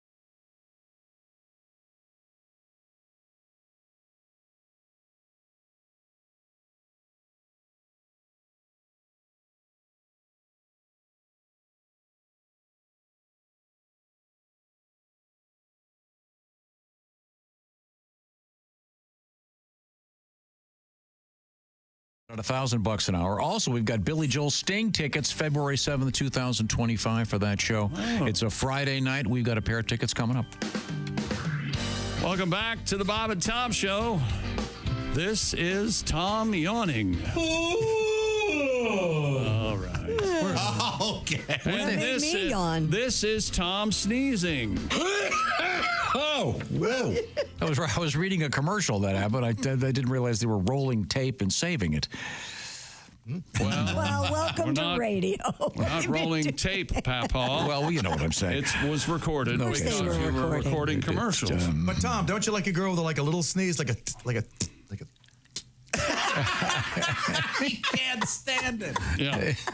That's the voice of Greg Hahn sneezing as a woman. Thank you very much, Greg. Mr. Hahn, by the way, is on his way to Side Splitters in Greater Tampa, coming up the 17th to the 19th of October. Also making arrangements for some Christmas parties if you want to talk to Mr. Hahn. It's greghahn.com. I highly recommend it. As you mentioned, perfect for the corporate holiday party for those of you that are having one. Right now, we return to the Silac News Desk with Christy Lee. Did you have something you wanted to say? Well, just that Greg Warren, man, that house that he broke into. Yes. It's all neutral. Right. Oh, yeah. I didn't do that with my new place. Oh, good. I went Oriental rugs. You ever done that? Oh, yeah. They got messages. It's supposed to be like prosperity and happiness, or I'm worshiping the devil. I don't know. Good to know. Now, you have a new place down in Florida. Oh, yeah. Reverse mortgage. Ah. No, I had to make a sincere offer, you know. You go up to the guy from the bottom of my heart. Are you in the penthouse? I'm in the penthouse, man. Oh, it's the condo. Got the shuffleboard stick re-gripped. You know what I mean? Good. Fun. Yeah, Fresh it's good up stick there. 'em. It's good up there. Boats go by, wave at them. Pickleball. They don't wave back. I give them the finger. All day long. You got the boats right there. You're the intercoastal? Yeah, I'm in the intercoastal project. Oh, nice. That's very fancy. It's a lot of fun. Are you the youngest guy in the building? Yes. And I paid the most, so they're so happy to see me because I'm the biggest idiot. You know what I mean? You're the chump. Yeah, I see. A lot of pats on the back. I see. Well, let's go check in with Christy. What's going on over there? Self-styled climate activists in London splattered a pair of Van Gogh paintings with soup recently. London's National Gallery said the paintings from Van Gogh's Sunflowers series targeted in the vandalism, but not damaged thanks to protective glass coverings. 3 activists from the Just Stop Oil environmental group were arrested while the paintings were removed, examined, then returned to their location. I'm guessing they weren't oil paints? Oh, the soup. The action was apparently protesting the sentencing of 2 other activists from the group who were involved in a similar attack 2 years ago. So this is... It's so odd they're They've been targeting doing this a lot. museums. I know. Just to get attention. I know, but it's just odd. It's Van Gogh meets Chef Boyardee in this particular painting. This is disgusting. They can't. Yeah. So they're going to have to cover all the paintings now with glass? I guess. But those were covered. Yeah, they were. All right. So what's the purpose of throwing this soup? Great question, Greg. You know? Well, I don't want to. I mean, I like talking about it. I like that they're covered. Yeah. Wasn't Van Gogh more of a stew guy than a soup? I believe so, yeah. Isn't he famous for that? Didn't he do a whole series of stew? Yeah, oh, yeah. The Dinty Moore series? Starry Night, Sunflowers and Stew. Yeah. What happens? They just get arrested calmly. They don't get beat to death immediately. I'm not sure about this one. One of them, I think it might have been the other crew. They did this and then they glued their hands to the wall. Yeah. Leave them forever. Yeah, exactly. That's your new exhibit. Right. Oh, humans rotting against the wall. I'd pay good money to see that. Yeah, now we're talking. They have some other activists throw soup on them. I had an art teacher who claimed that art wasn't just meant to be looked at; it was meant to be touched. That you should be able to feel the brush strokes. Oh, the texture. I wanted to be like, ask any docent if that's. Yeah.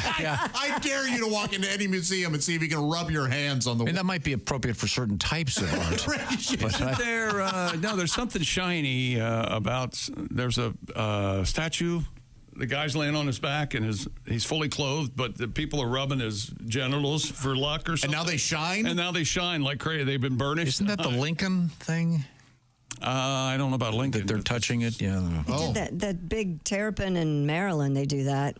There's one spot that is all worn down where people think it's good luck. The Blarney Stone is all worn down. Yeah. From years of being kissed.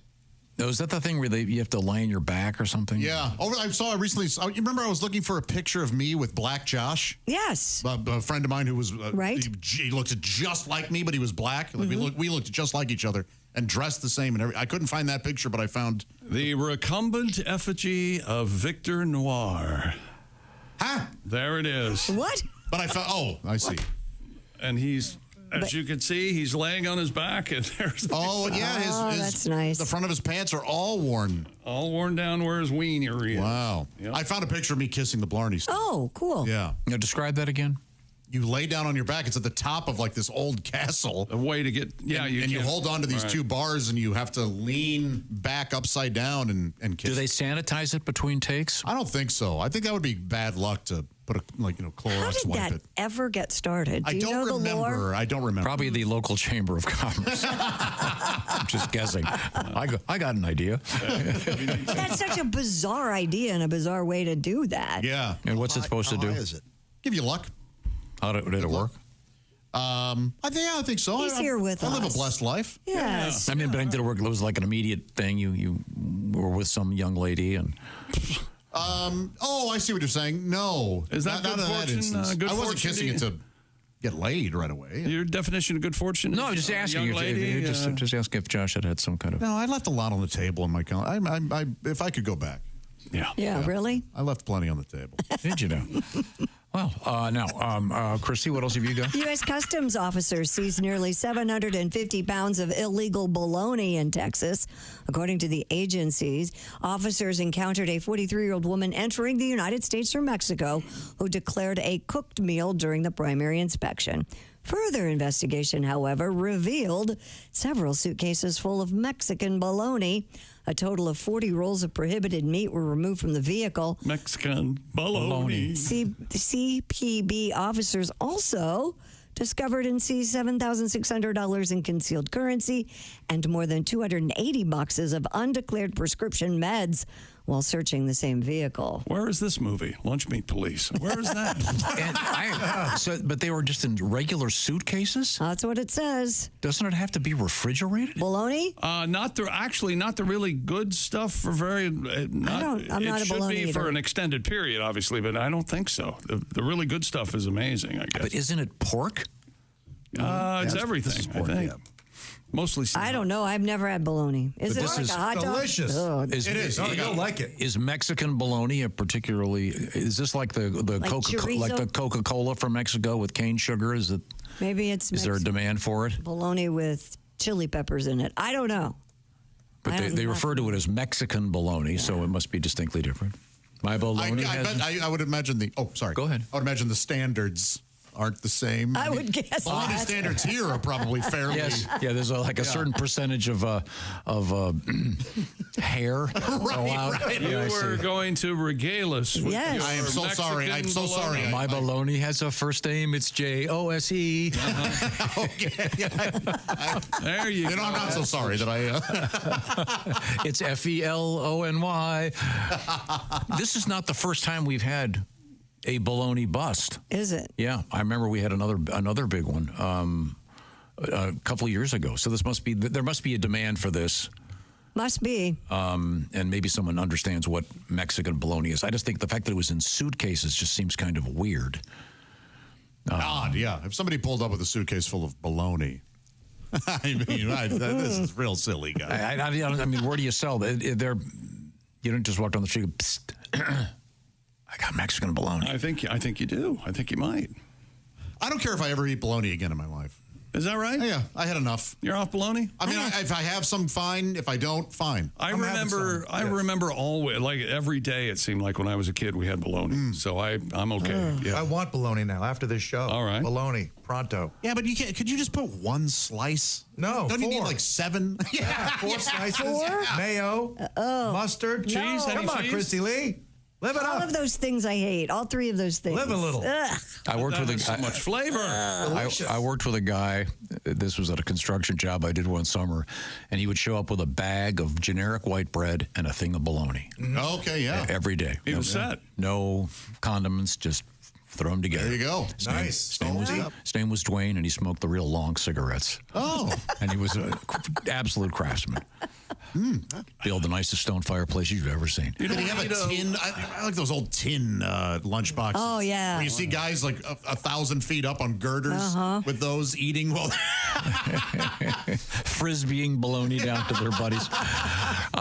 Coming up, it's going to be, we have an unfortunate highway incident and a TV reporter does something good. Oh, we also have Reno. Reno, up next, Reno Collier, comedian. And we got Greg Hahn hanging with us. This is the Bob and Tom Show.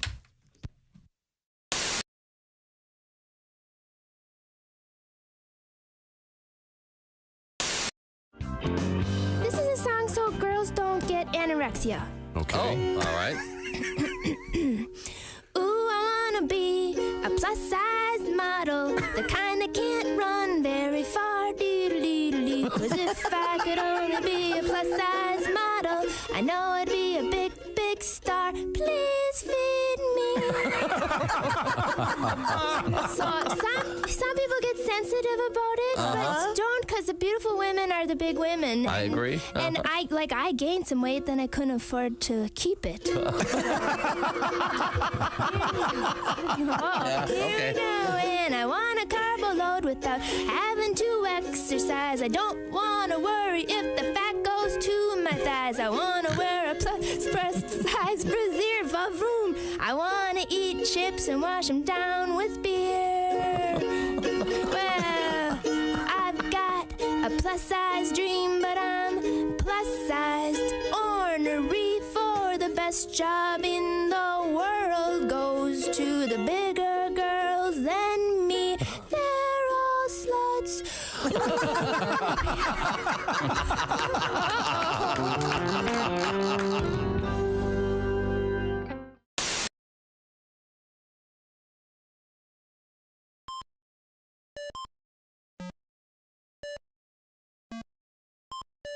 Hey, did you enjoy those videos played in that break?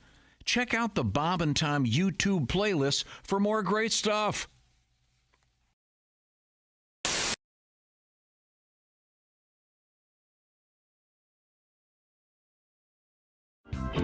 Google knows everything. It's incredible. You can wake up after a long night of drinking being like, Google, who is this girl in bed with me?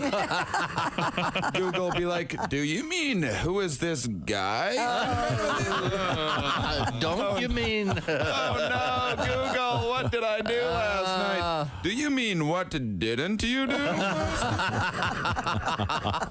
Yeah. Wow. Yeah.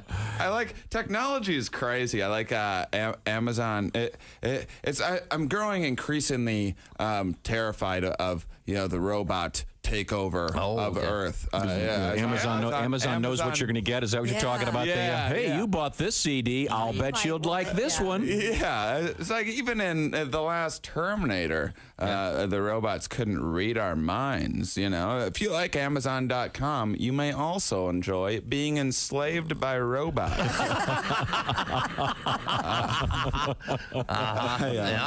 Yeah, you're right though. Yeah, it's like having robots. Amazon does suggest stuff for you. I like the spammers that use like they always use like a common name like Steve. Some generic subject like been a while. You know, they try to pretend like it's someone you know or whatever. And I open it up. It's like, do you want free porn? Like, well, only a dear friend of mine would know how much I enjoy free porn. Click. My computer just explodes. Yeah. Thank you, Steve. Go buy a new one. I email him back. I'm like, dear Steve, thanks so much for trying to send me the free porn. Damnedest thing, my computer exploded. Could you please resend? Damnedest thing.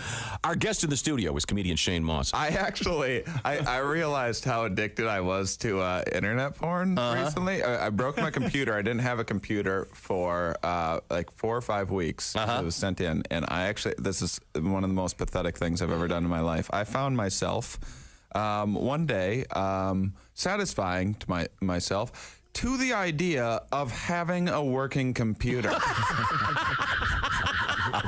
It's like thinking about screen sizes and. That's hilarious. Okay. Wow.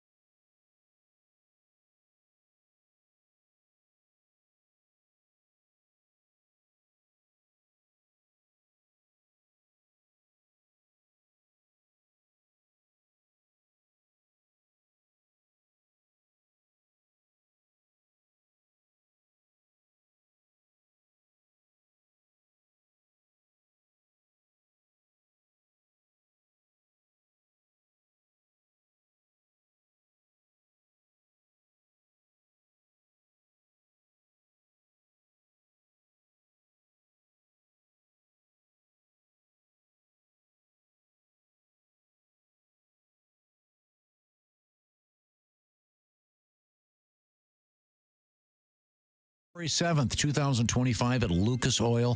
We'll tell you how you can win those tickets coming up, and it's coming up this hour. Hey, welcome back to the Bob and Tom Show at the Silac News Desk. It's Christy Lee. Hello. There's Pat Godwin in the performance room. Hey, Josh Arnold Hello. Looking resplendent. Well, thank you, sir. You're welcome. There's Ace Cosby. Hey, a true Raiders fan. Yeah. I'm Chick McGee, and hello, Tom Griswold. Well, hello, Chick McGee at the Dude Wipes Sports Desk. Speaking of dudes, we have that dude. He is comedian Greg Hahn over there. Then on the big screen, speaking of resplendent, it's, are you wearing a necklace? No, it's my headphones. Oh, sorry. I thought maybe you had puka shells on. Yeah, dude, I'm going roller skating this morning. I'm going to get freak on. It's Reno Collier. Hello, Reno. How are you, sir? I'm okay. I got the storm that came through. I got a roof leaking in the dining room and it's stopped now, but there's been water dripping into a bucket. And my daughter is at UNC Asheville, which was completely wiped out by the flood, and trying to get her home. And, you'll be able to tell on my Country Fried Take the part that I wrote before the storm and the part that I wrote after the storm. Oh, okay. Interesting. They kind of, there's a definite little switch in the old attitude and the feelings and interior, you know what I mean? Yeah, I know. Yeah, Asheville just got destroyed. Oh man, it's so sad, man. It's unbelievable. And then the stuff that everyone else is dealing with fairly minor, but a lot of power still out all over the country. So it's rough. So well, I'm sorry to hear. Now is your daughter safe and on her way back? Yeah, not here. They can't get to here, but headed to Charlotte. Okay. Yeah. Well, that's good. I'm glad that's okay. Now, now you have prepared something. Now, do you want us to ring a little bell when we see the change of attitude, or is it? You'll feel it. Okay. It'll be in there. You'll see. Okay. Well, now with us in the studio is comedian Greg Hahn. Hey, Reno, nice to see you, man. You look great as usual. Madman on the loose, so mature. Yeah. You got your weight belt on. Ruining the business with your podcast and your writing. It used to be a goof-off job. You know what I mean? We would just show up at night, doing comedy at night. Now it's podcasts, talking to our phone. You know what I mean? Yeah. Full-time job. Used to be a non-job, like concierge. Non-job. You don't even plug in your phone, or like conductor of an orchestra. They don't need you. You're so right, dude. You made it a real job full-time. Go ahead, do your thing. Well, no. Dude, I want to put you, if I could take you and put you in an alarm clock and wake up to you every morning, it would be the greatest thing in the world. Hey, what are you doing? Come on, let's go. Come on. Wait a minute. That may be a really good idea. Yeah, there you go. The Greg Hahn alarm clock. Great. Oh, yeah, that's fantastic. Well, Reno, go ahead, and I won't say anything when the tone shifts. Okay. So there are almost 8.2 billion people on Earth. Think about that, billion. Each one of us are merely a speck on this Earth. And then include the universe, the Milky Way. I mean, think about it. We're just a speck on a rock floating through space. But yet sometimes in our mind, we think there are people that are more important than others. I do think we have a spirit within us, and every person is different. Unlike sand, each one of the over 8 billion of us has DNA that's unique to that individual. So we do have individual qualities, but in the scheme of things, none of our accomplishments are as great as we think they are, and our problems aren't either. There's no end-all, be-all with any of us. It feels like we stress that power and accomplishments are the only way to have a life well lived, when in the end, we don't know what we leave behind. I feel like we need to stick to concentrating on our own little strengths and help each other while using them in our own little way. We should be honest about what we know and don't know, because in reality, we're just a speck. Now, this is after I sat back down to continue writing after 3 days of water dripping out of the ceiling. Drip, drip, drip. For instance, would you go to the diesel truck mechanic to get your wisdom teeth pulled out? Why not? He has tools. You want to know why? Because it's stupid. They're the wrong tools. His wrenches wouldn't fit in your mouth. You'd be rinsing with Pabst Blue Ribbon. You'd be face down on a hydraulic lift over the oil change pit. They'd send the bill to the car insurance. It's ridiculous. It's not what he does. It's not his strength. Well, that's the same way I feel when I hear celebrities tell us how to vote. For God's sakes, you're just an actor. Your entire livelihood is based on lying and faking people out. Your entire life is spent pretending to be someone you're not. You know who else I've seen do that? A guy checking into the Hilton in Atlanta dressed up as a cat, asking for a litter box to drop a deuce into in the lobby. At least he's fully committed to the role. He doesn't need cameras or money. He just needs a saucer of milk, some sand, and a ball of yarn. Although I know the answer, you know what I didn't do? Say, hey, kitty, kitty, kitty, who are you voting for? Now, I was really pissed off at this point.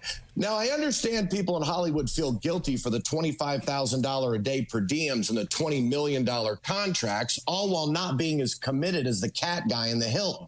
And they should. But don't gaslight the rest of us. You want to see real acting? Come watch my family videos of the holidays. Real people surrounded by real loved ones acting like my 70-year-old uncle in a pink and yellow sweater with bleach blonde hair is straight. So Hollywood, right now my ceiling's giving in. I've got a kid with no water, electricity, or ways to communicate stuck in a flood in Asheville. And since I don't have an ego big enough or an assistant to shove in the hole in the ceiling of my roof to stop the rain or a helicopter to rescue my kid, know this, you don't relate to me. We aren't the same spec. So take your morally bankrupt group of friends, your fake relationship, and your thousands of bottles of baby oil and use them to shove your opinions right. God grant me the serenity to accept the things I can't and the courage to change the things I can. I'm Reno Collier, and that's my country fried take. Thank you very much, Reno. Coming off the rails over here, kids. So you can't even communicate. There's no cell phone service, right? In Asheville? She's getting it now. They're out. They're on their. When I wrote this, they weren't. Now they are on their way to Charlotte. There's like 5 of them in a car, and there was one way out. So they're headed to a friend's house because they couldn't get this way. So I'm trying to figure out how I'm gonna get her home, and we don't even know if her car is still there.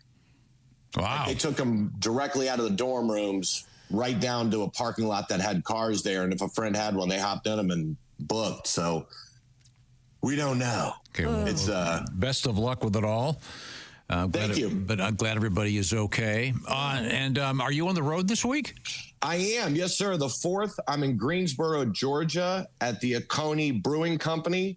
Then I'm in the Funny Bone in St. Louis, and then the Comedy Catch in Chattanooga, Tennessee coming up. I got to make some money. might need to buy a new car. Yeah. All right. Well, don't worry. You'll have to pay tuition. They won't stop that. Yeah, They'll throw them online and double the tuition. Yeah, well, don't worry about that. Okay. Thanks, Reno. Thanks, guys. Have a great week, everybody. We're hanging out with comedian Greg Hahn on his way to Side Splitters in Tampa, Florida. We'll talk to Greg and see what's going on with him.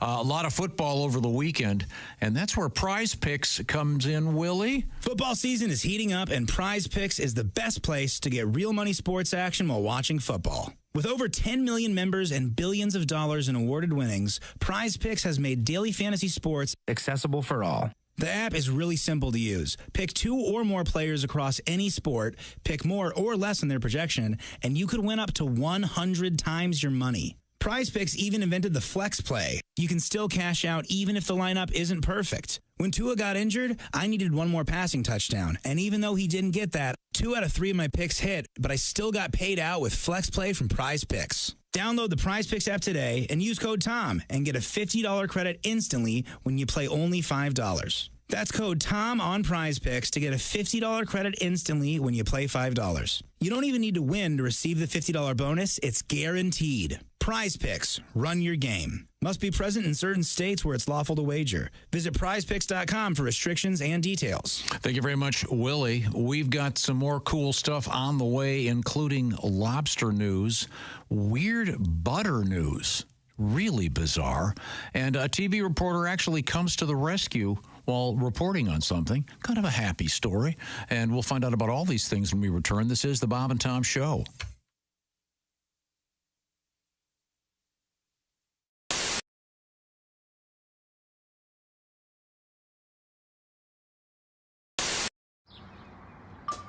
Is that Chick McGee? Why, it sure is.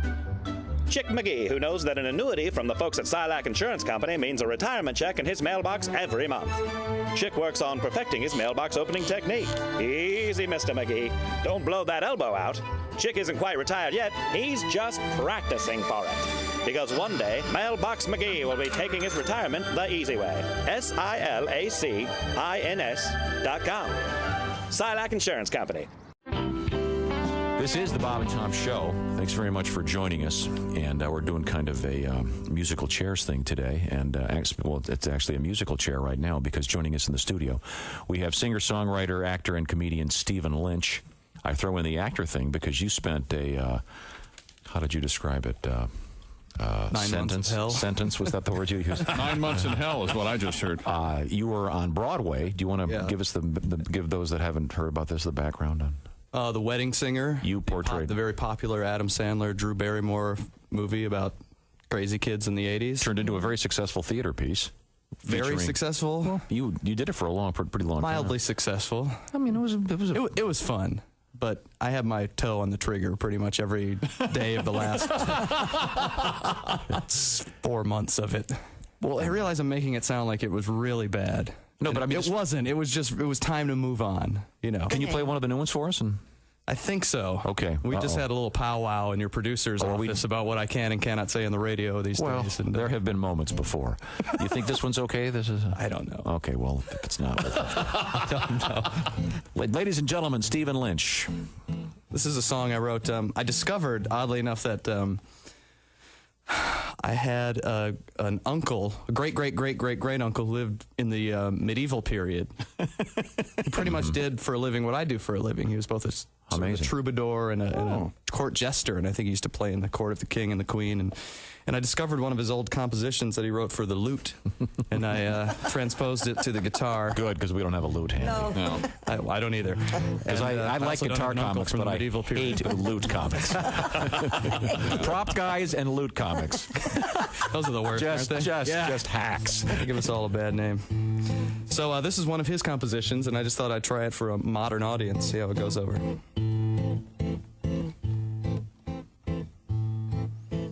Come, fair lady, to mine bed we go, and verily sweet pleasures we shall know. Yet where thy belly meets thy limb, I beseech thee, give a trim, for thy bush doth overflow. Milady doth have a 70s muff. A 1470s muff. Zounds, it's as prickly as a Christmas wreath. Think it might hide some baby birds beneath. Pray, shave it off to make a coat. There are fur balls down mine throat, short and curlies twixt my teeth. I sayeth not thy is hirsute, but it looketh like thou hast buckwheat in a leg lock. My uncle was also a very hacky stand-up comedian. But soft, what hair through yonder girdle grows, to be or not to be put in cornrows. Oh, it is beastly and unruly, and it smelleth of patchouli, and that offends my nose. I sayeth not thou art furry down there, but it doth resemble Fidel Castro eating a London broil. Tra-la-la-la-la-la-la-la-la-la-la-la. Tra-la-la-la-la-la-la-la-la, medieval bush. Bravo. Stephen Lynch. Thank you, lords and ladies. Thank you. Stephen Lynch, ladies and gentlemen. What is a lute? A lute it looks like a pear-shaped ukulele. Yeah, it goes... Kind of a... Well, there's no neck. There's no neck, though. Look like guitars. I think those are lutes. To change an old joke just a little bit, the best sound a lute makes is when a banjo lands on it in the dumpster, or an accordion, one of the two. I'm sure there's You're really anti-lute, man. I do not like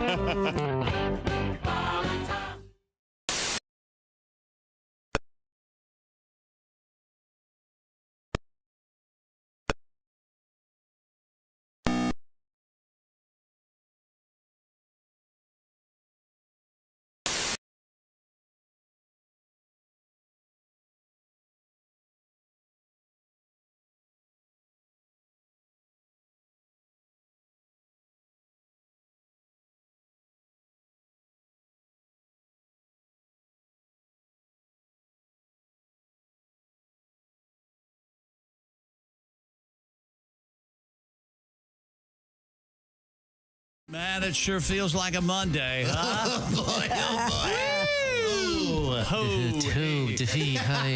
Where'd the weekend go? We have a great guest in the studio. That handsome man over there is Greg Hahn. Yeah, but not all the girls like me. You know what I mean? I was out with this girl the other night. She ordered a gin and plutonic.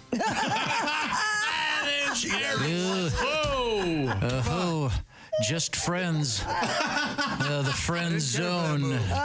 Now, you're now living in South Florida. That's right, yeah. On the intercoastal, on the east coast. Got a place overlooking an iguana.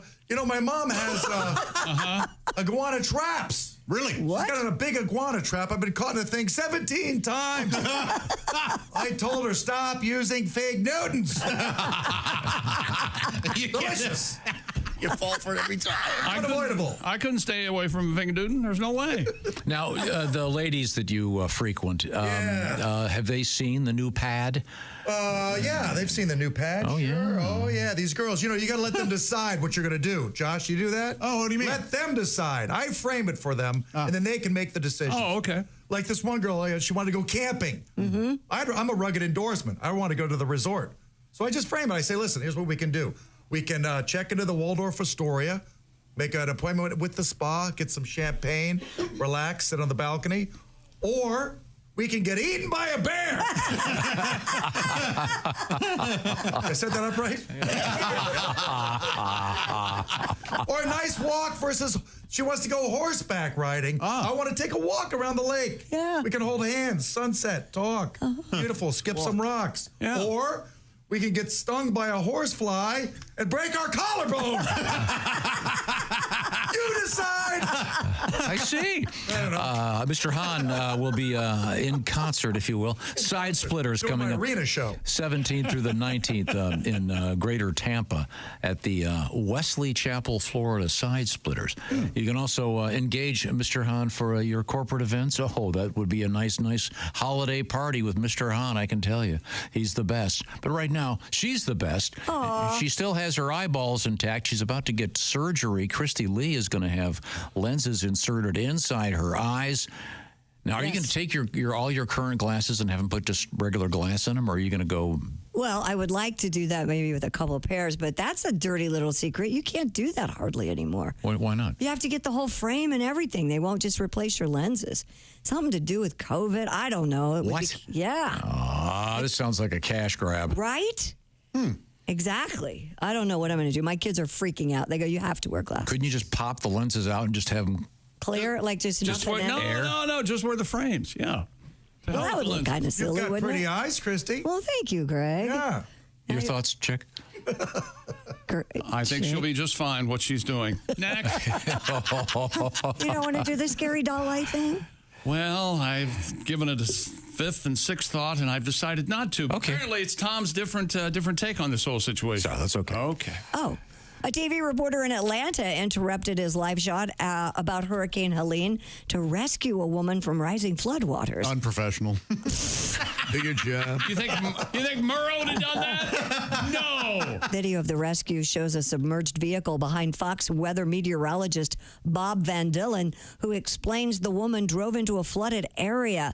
He assures her that he has called 911, but after she screams something back, Mr. Dillon turns to the camera to say, "We'll be back to you in a little bit. I'm going to see if I can help this lady out a little bit more, you guys." Why wouldn't you tell her your name's Dylan Van Dillen, not Bob Van Dillen? Man, Dylan Van Dillen is amazing. Come on.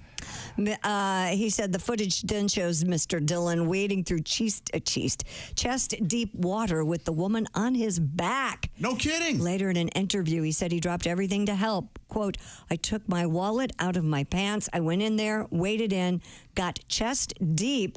She was in there. She was still trapped in her car. The water was actually rising and getting into the car itself. Oh. So she was about almost neck deep submerged in her own car." Yeah, the cops wouldn't have been there in time. No, this guy saved her life. His colleagues praised his heroism in a follow-up interview and jokingly told Mr. Dillon they would tell his wife about the incident. He begged them not to, saying, "When I go home eventually, she's going to lose her shoe in my butt when she finds out." Okay. Well, whatever floats your boat there, Bob. Well, good on him. Yeah, that's great. Because they say don't because rushing waters. Right. Sounds like a general manager put the car there with a woman. Sweet sweets. And, Oh, you think so? I know Video so. set up. Not at all. Promo. This is why I like radio, though. Less saving people and more.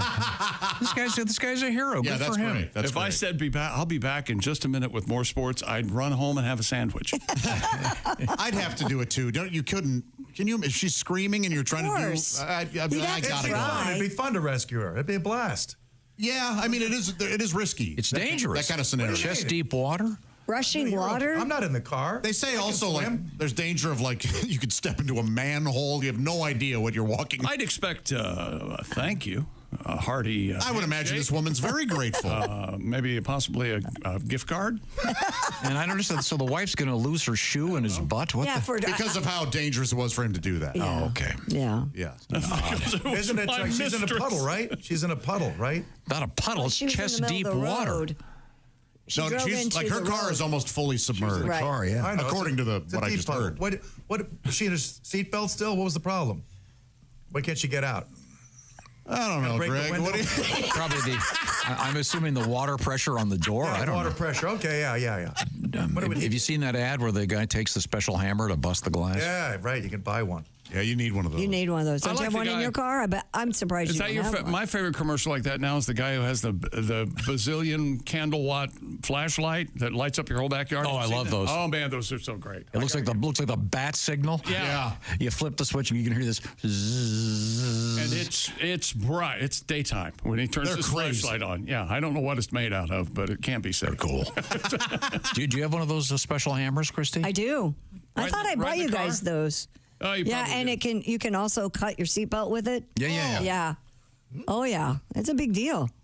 Yeah, seatbelts are dangerous. Should never be used. Oh my God. Thank you, Joe. You know what I meant. No, of course. But that must have been before my time here. I did not get one of those tools. I wouldn't use it. All right, I'll get you one. Hopefully I would never have will to get use you one for Christmas. I want money. Oh, if I could find the one she gave me, well, I have to go to the dump. But other than that, don't worry, I won't get you a thing this year. If that's where you're going to be. There you go. I see it. Yeah, I'm watching it right now. Yeah, I showed it to Greg. That's great. A sewage pipe that burst on a Chinese highway. Poop and pee? No, those were the arresting officers.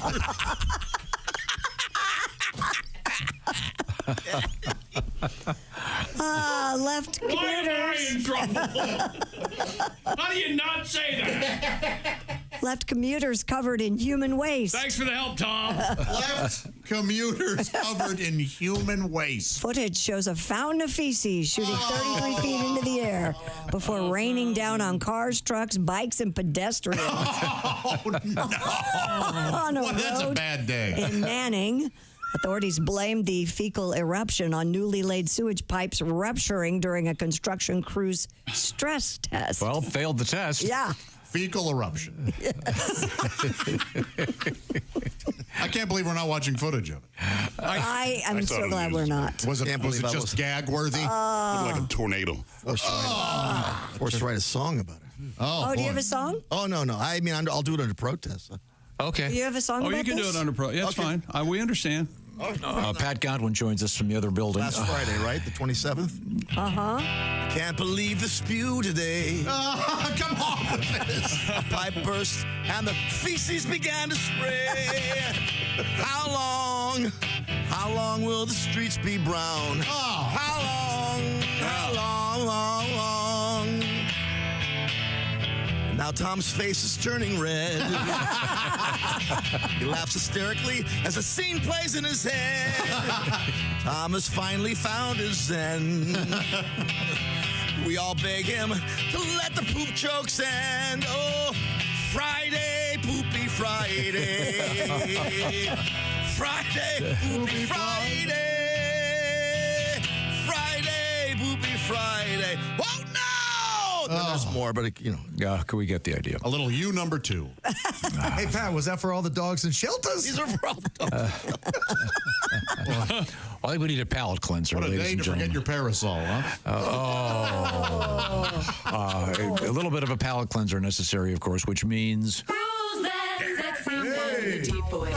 Ace Cosby, here he is with his joke of the day. Hey, Chick. Yes, Ace. What do you get when you mix alcohol and American literature together.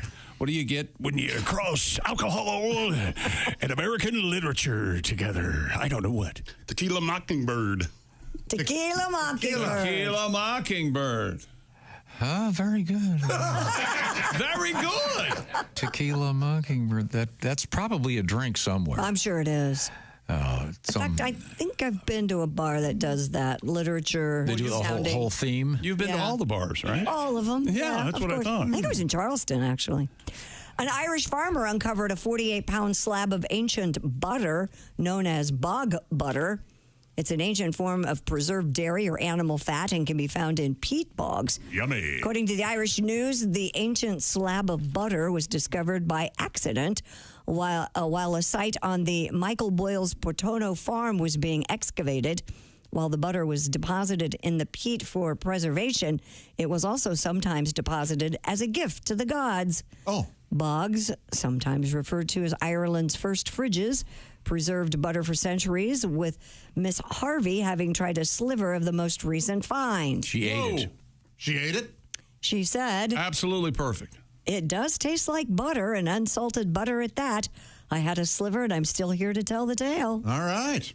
Yikes. Wouldn't it be rancid? Apparently not. Apparently not. The bogs preserve it. Yeah. And it's called what again? Bog butter. Well, that sounds dirty.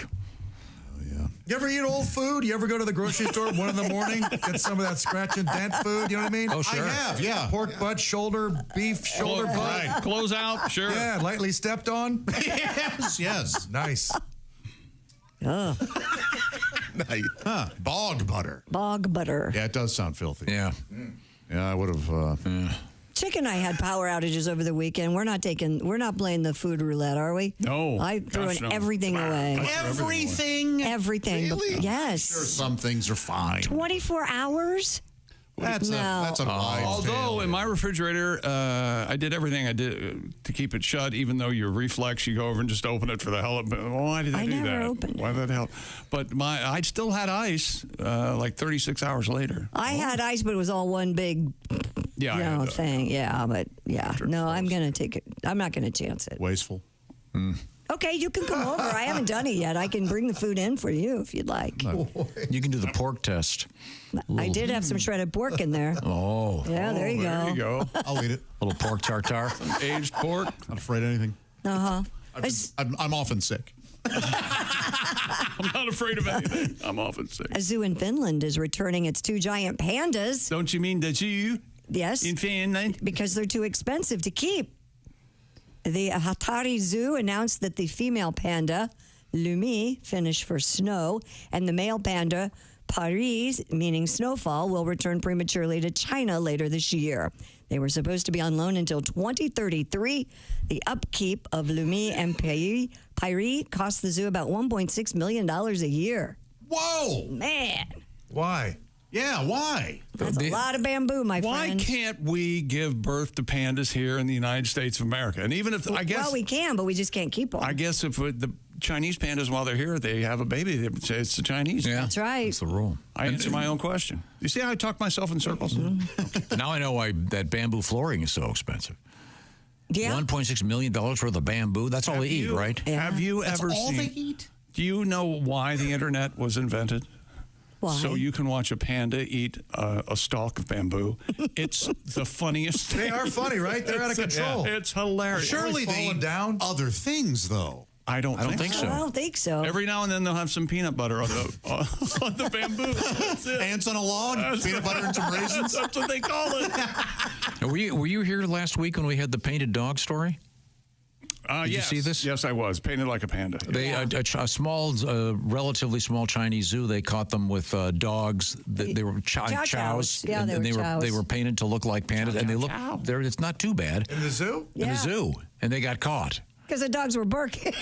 Because the panda started barking.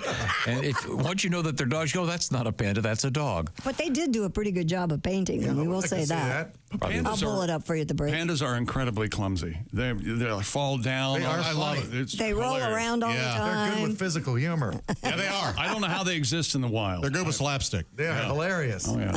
Yeah. So this zoo couldn't get enough spectators to come in and pay the $1 million worth of bamboo? Apparently not. Okay. I don't know. Yeah, at 1.6 million, that's a lot of money.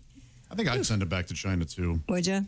Not so much for the upkeep, but for, hey, thanks for poisoning the world. You can have these back. That's right. And they're set up to spy on us somehow, aren't they? I have no doubt that there are cameras in every panda. Oh, really? Yeah. Panda cam? Absolutely. Okay.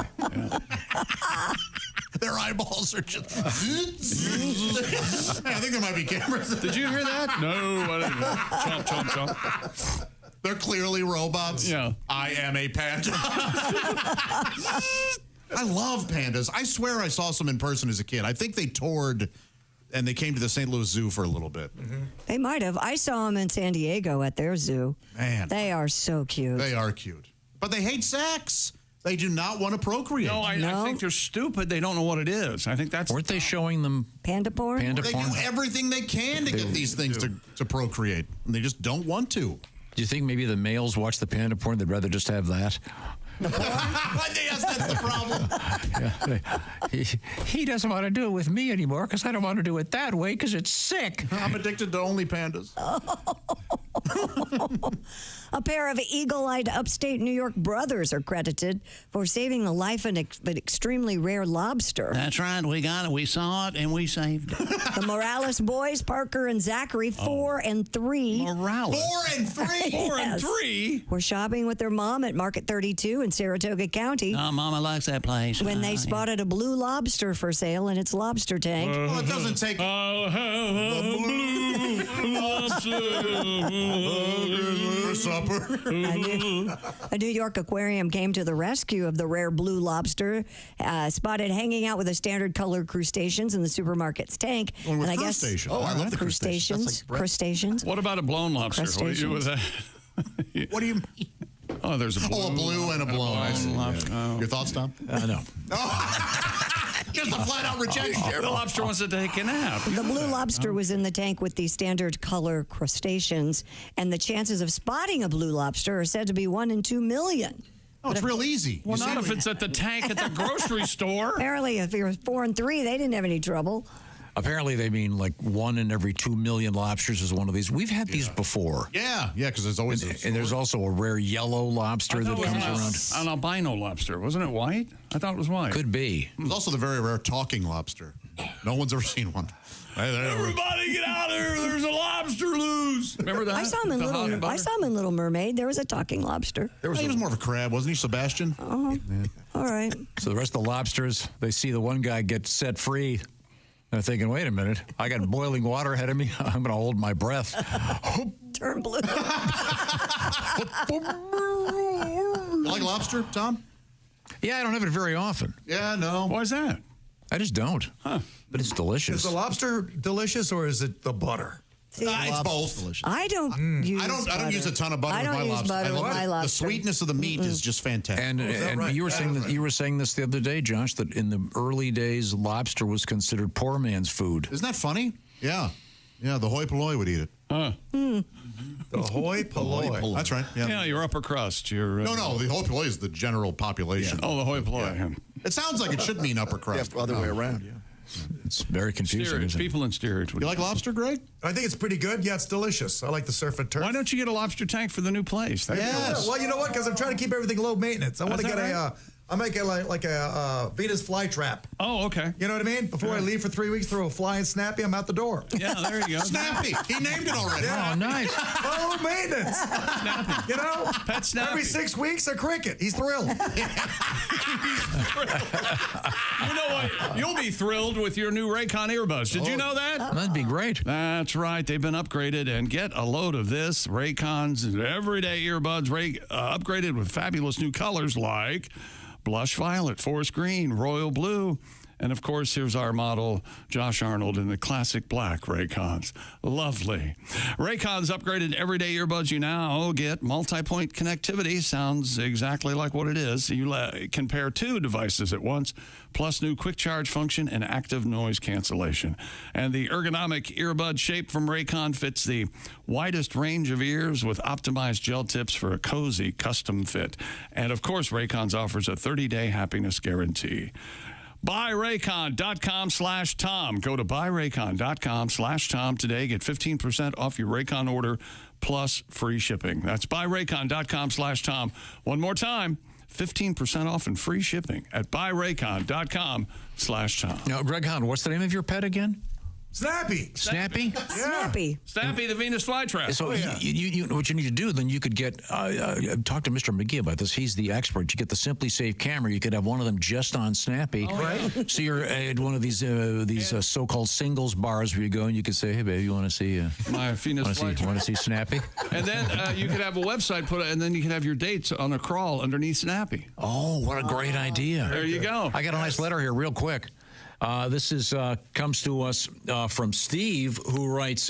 Steve! He goes, I'm the basketball coach at Norwalk St. Paul High School. Greg Hahn performed at a special fundraiser for the basketball program. He did great, a great set. Everyone loved him. Then this guy made a mistake here. He said he's a true, down-to-earth, great person. That's great. That was a great school, yeah. Oh, that's cool. Good for you. Yeah, a little town. Yeah. And Mr. Hahn is available for just this sort of thing. He's the best. Coming up, it's our history lesson. This is the Bob and Tom Show.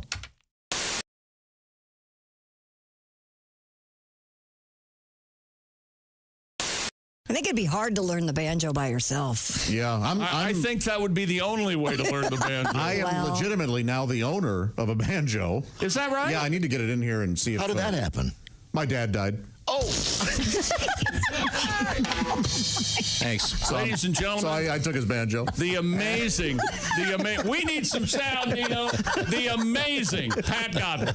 Ladies and Never gentlemen. ask a question you don't know the answer to.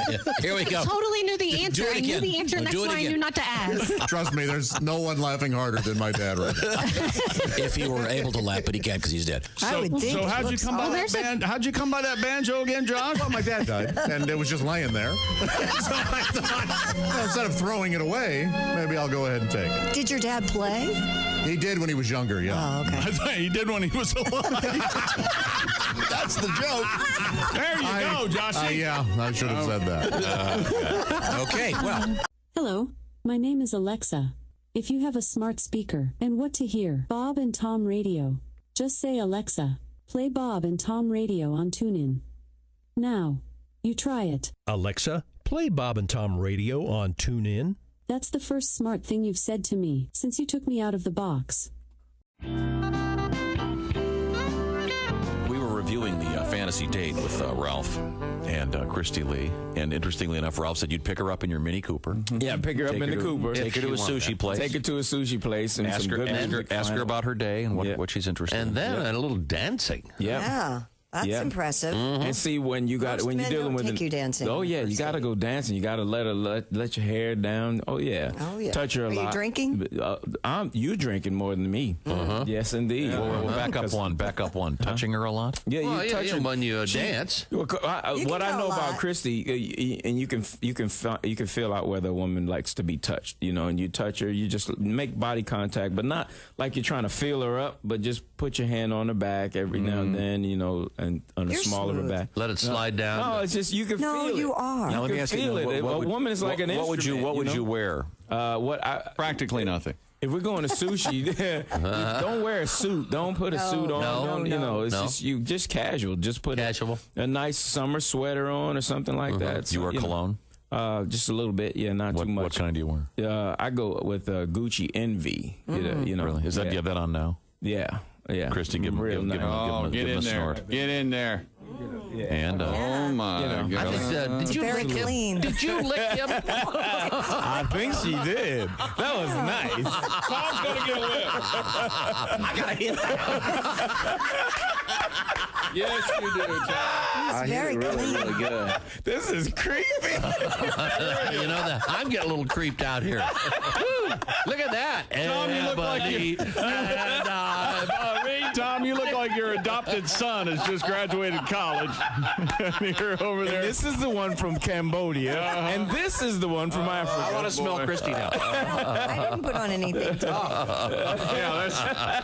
That was hilarious. Oh my I was told not God! to wear That smells good, Ralph. Does Ralph smell better than Christy? No, He's wearing cologne. I'm not. That's not fair. Christy smells like her shampoo. She smells good. But no, Ralph you smell great. What's that stuff called? It's called Gucci Envy. It's a very clean smell. Yeah, it's nice. That is not bad. Not and see, overpowering. men have a tendency to put it on until they can smell it. You're not supposed do that. to. No. You spray it in the air just in front of you and walk through it. That's right. That Spray is 'em always enough. Just spray one time. Don't spray 4 or 5. Spray and just walk. one time. See, I'm not a cologne and person. trust that other people. Now, when you smell it. walk through, when you spray it, do you spray high? No, you spray it low. about You gotta spray it spray about below neck, your eyes, neck Bob, and or chest you'll burn. level. And then neck and do you chest level. sprint through it real quick before it hits the ground? How do you do that? I've But never how heard of fast that. are you going? Yeah, Stand there on the ready like it's a sprint. So you spray and then you Otherwise, you're going to have penis in there. My goodness, it smells good. Gonna hit you right in the.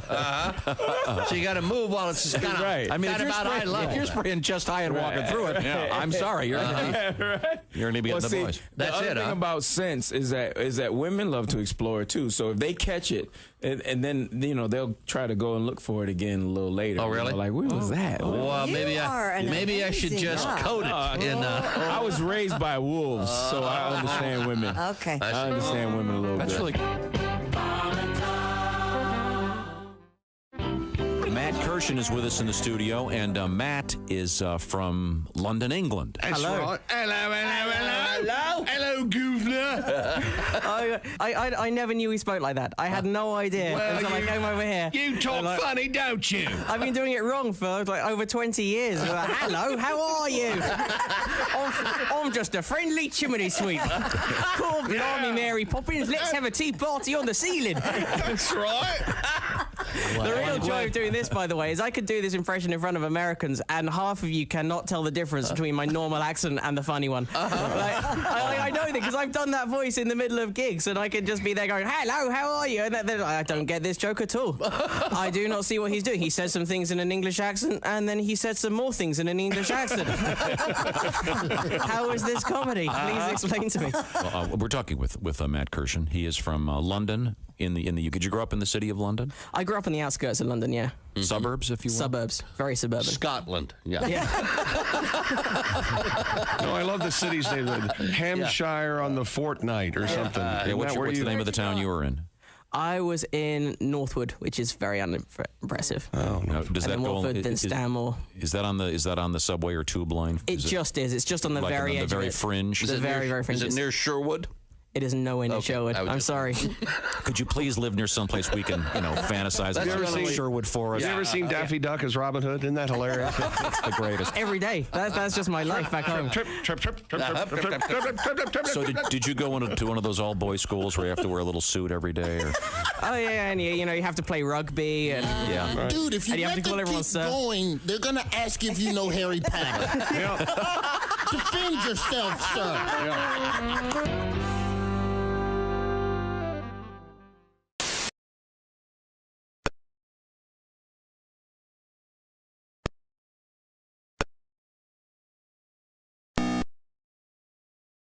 And thank you very much, Ace Cosby. Holy Coming hell. up, we have your shot at winning some tickets. Welcome back to the Bob and Tom Show. That was terrifying. I've never been so rushed like that in my life. Hello, Tom. Hey, how are you? That's Chick McGee at the Dude Wipe Sports Desk across the way, right next to him. Can I? It's Greg Hahn. Tell you about Dude Wipe? Yeah. Are you still using toilet paper? What? Well, so did Lincoln, okay? And Grant. Look what happened to them. Dump that toilet paper roll because wet cleans better than dry. That's just good science. It's like a shower in the middle of the day. Try Dude Wipes for the best clean, pants down. If you don't use them, you probably still have poop on your butt. Yep. Well, Quite direct, really. Now, don't you say that? I know you're going on this big fishing expedition coming up this weekend. That's right. How You're many going to be times can you go fishing? Twice a year. It's a big contest. Yes, sir. And you'll take the dude wipes. It's kind of you can do a little shower in the middle of the day, right? Yeah, yeah. Get the armpits. Get the fish smell off. Now, do you have a bar you go to at the middle of the night like they did on Ozark, and they, they're laundering money for the mob? Right. No, we don't. We sit on the dock and we catfish Is and that right? throw a few back. Yeah. Huh. But not too many because we have to get up real early for this tournament. Yeah. Is that It's a tournament. Yeah. Oh, yeah. Biggest bass, $100,000, my friend. Wow. Now, you four brothers there at night after a day on the lake, you all shower together, stuff like that? Yes, we shower together and we whip each other with towels. And, Tom and his brothers. That's what they did. They called it Bear Man. That's what they called Right. Now, are all the brothers going to be there? All four Arnold boys. Can you get a nice picture, please? Yes, I can. And I'll send them to you. Oh, I'd like to see that. They always just, jeez. They hate getting their picture taken. Grumble. All right. Yeah. Now, what's to prevent someone from raising a bass in an aquarium and just putting it on a hook and taking it in there for the $100,000? This is one of those where you do have to do the lie detector test. And, yeah. I think I would fail all lie detector tests, no matter what question they would ask me. I kind of feel that way too. Yeah, like my brain would do something. Yep. I have no idea. Yeah. I feel like I would pass it. No matter what? Yeah. You got to be a psychopath. Right. Yeah, you'd be perfect. Yeah, no problem. I could just see you saying to some woman, I'm a virgin. Like, isn't there a chance if OJ did a lie detector test, and I don't know if he did or not. He did, yeah. Oh, okay. That he would have passed because he so believed that he didn't do it after so many years? Well, that's what Costanza always said. If you believe it, it's not a lie. So. Yeah. So you're saying at the whoever wins this thing, they will do a lie detector They test? will, yeah. Wow. Ask you how you caught it, what time was it, what kind of bait did you use, all that stuff. What will be a likely winner? What is the size of a Lake of the Ozarks bass? It's typically anywhere from upper 6 pounds to 9, something like that. Yeah, I don't know in this tournament if like any 10s have won. What's the biggest bass you've ever caught? Me? Yeah. Oh, my PB isn't great. It's close to 4. Okay. So yeah, that's not impressive to true bass. Are you the best Arnold boy fisherman? No, I think Jeff probably is caught because he's actually in like regional tournaments and stuff. Oh, my older brother, yeah. Worms? Does he using worms? Does he give you tips? Occasionally, if I ask, yeah. But otherwise, we all just kind of see what's going on. Are you allowed to use live bait? I think so, yeah. What do you got? Some crazy lure? Crazy lure? I have a bunch, yeah. Oh, he does. Oh, he hooks them and books them. Oh, yeah. Oh, yeah. Would it be ironic if the best bait was pepperoni pizza? I mean, it's surprising how, 2 years ago, this guy won, and he was using a Ned rig, and that's like your most basic. It was kind of a joke, like, oh my gosh, how did you win on a Ned? Because you can catch, plenty of bass with Neds. They call it a Ned because Ned was foolish and cheap, or who's Ned? I think Ned is named after a guy. Yeah. The Ned. But it's just a cheap little plastic. Named after a guy, but funny enough, his name was Zach. Isn't that interesting? But Very odd. Ned. Yeah. His friends called him Ned. Time now to check in with the world of history. Time now to check into the world of history. Here's Tom. Oh, this is sad. Yeah, a couple sad things. Well, let's start with something happy. In 1950, the first grand old Opry broadcast on TV. On TV. With little Jimmy Dickens. Yeah. He plays a big guitar to make him even look littler. Pearl came out with little Jimmy Dickens. He was funny. Yeah. 1955, James Dean, sadly killed in a car crash at the age of 24. Along came he was 1955. He was texting. And have you ever watched a really old movie and someone will do like a motion that you're so associated with someone looking at their phone and you think, are they looking at their phone? It's nuts. Oh, have you seen that famous clip? Yeah, the lady's walking down the street and she looks. It's like an old Charlie Chaplin. Yeah. That thing's amazing. It looked, because you cannot figure out what they were doing. They call it time traveler. There are a couple of pictures like that out there. It looks like they've got Guy's got an iPad. And oh, it's great. It's great.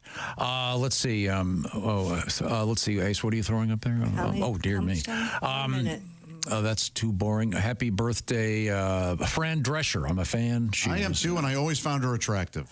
Always. Hard pass. You know. Ha, ha, ha, ha. Yeah, her voice. I like it. I can't help it. I like it. You like it. You like it, do you, John? Nick says hard pass. Thank you. Eric Stoltz, the fine actor. Hard pass. Well, he took a hard pass on, he was going to be Marty McFly. Have you seen the actual filming of that? It's all over the internet where he was Marty McFly. You see his scenes, and then you see Michael J. Fox. And you go, it's like, okay, they made the right. Good move. Stoltz is still a pretty good actor. Yeah, it's very great. Just not right for that. Happy birthday to the great guitarist Trey Anastasio from Fish. Terrific guitar player. Third born, of course. Absolutely, yeah. Oh, hence the name Trey? I don't know. Oh, very good, very good. Or maybe he was the third. I just hope you perpetuate that, whatever I've said. All right. And happy birthday to T-Pain. What does he do? There's a couple songs. Who's hip-hop artist. Okay. Yeah. Oh. There's one song I like he does. I forget the name of it, though. Doesn't he do commercials for Anderson? Yes. No one can talk to you anymore. Get rid of the pain with T-Pain. It's a natural. C-Pain, T-Pain. C-Pain for the ladies. C-Pain, T-Pain, feel relief. This is the Bob and Tom Show.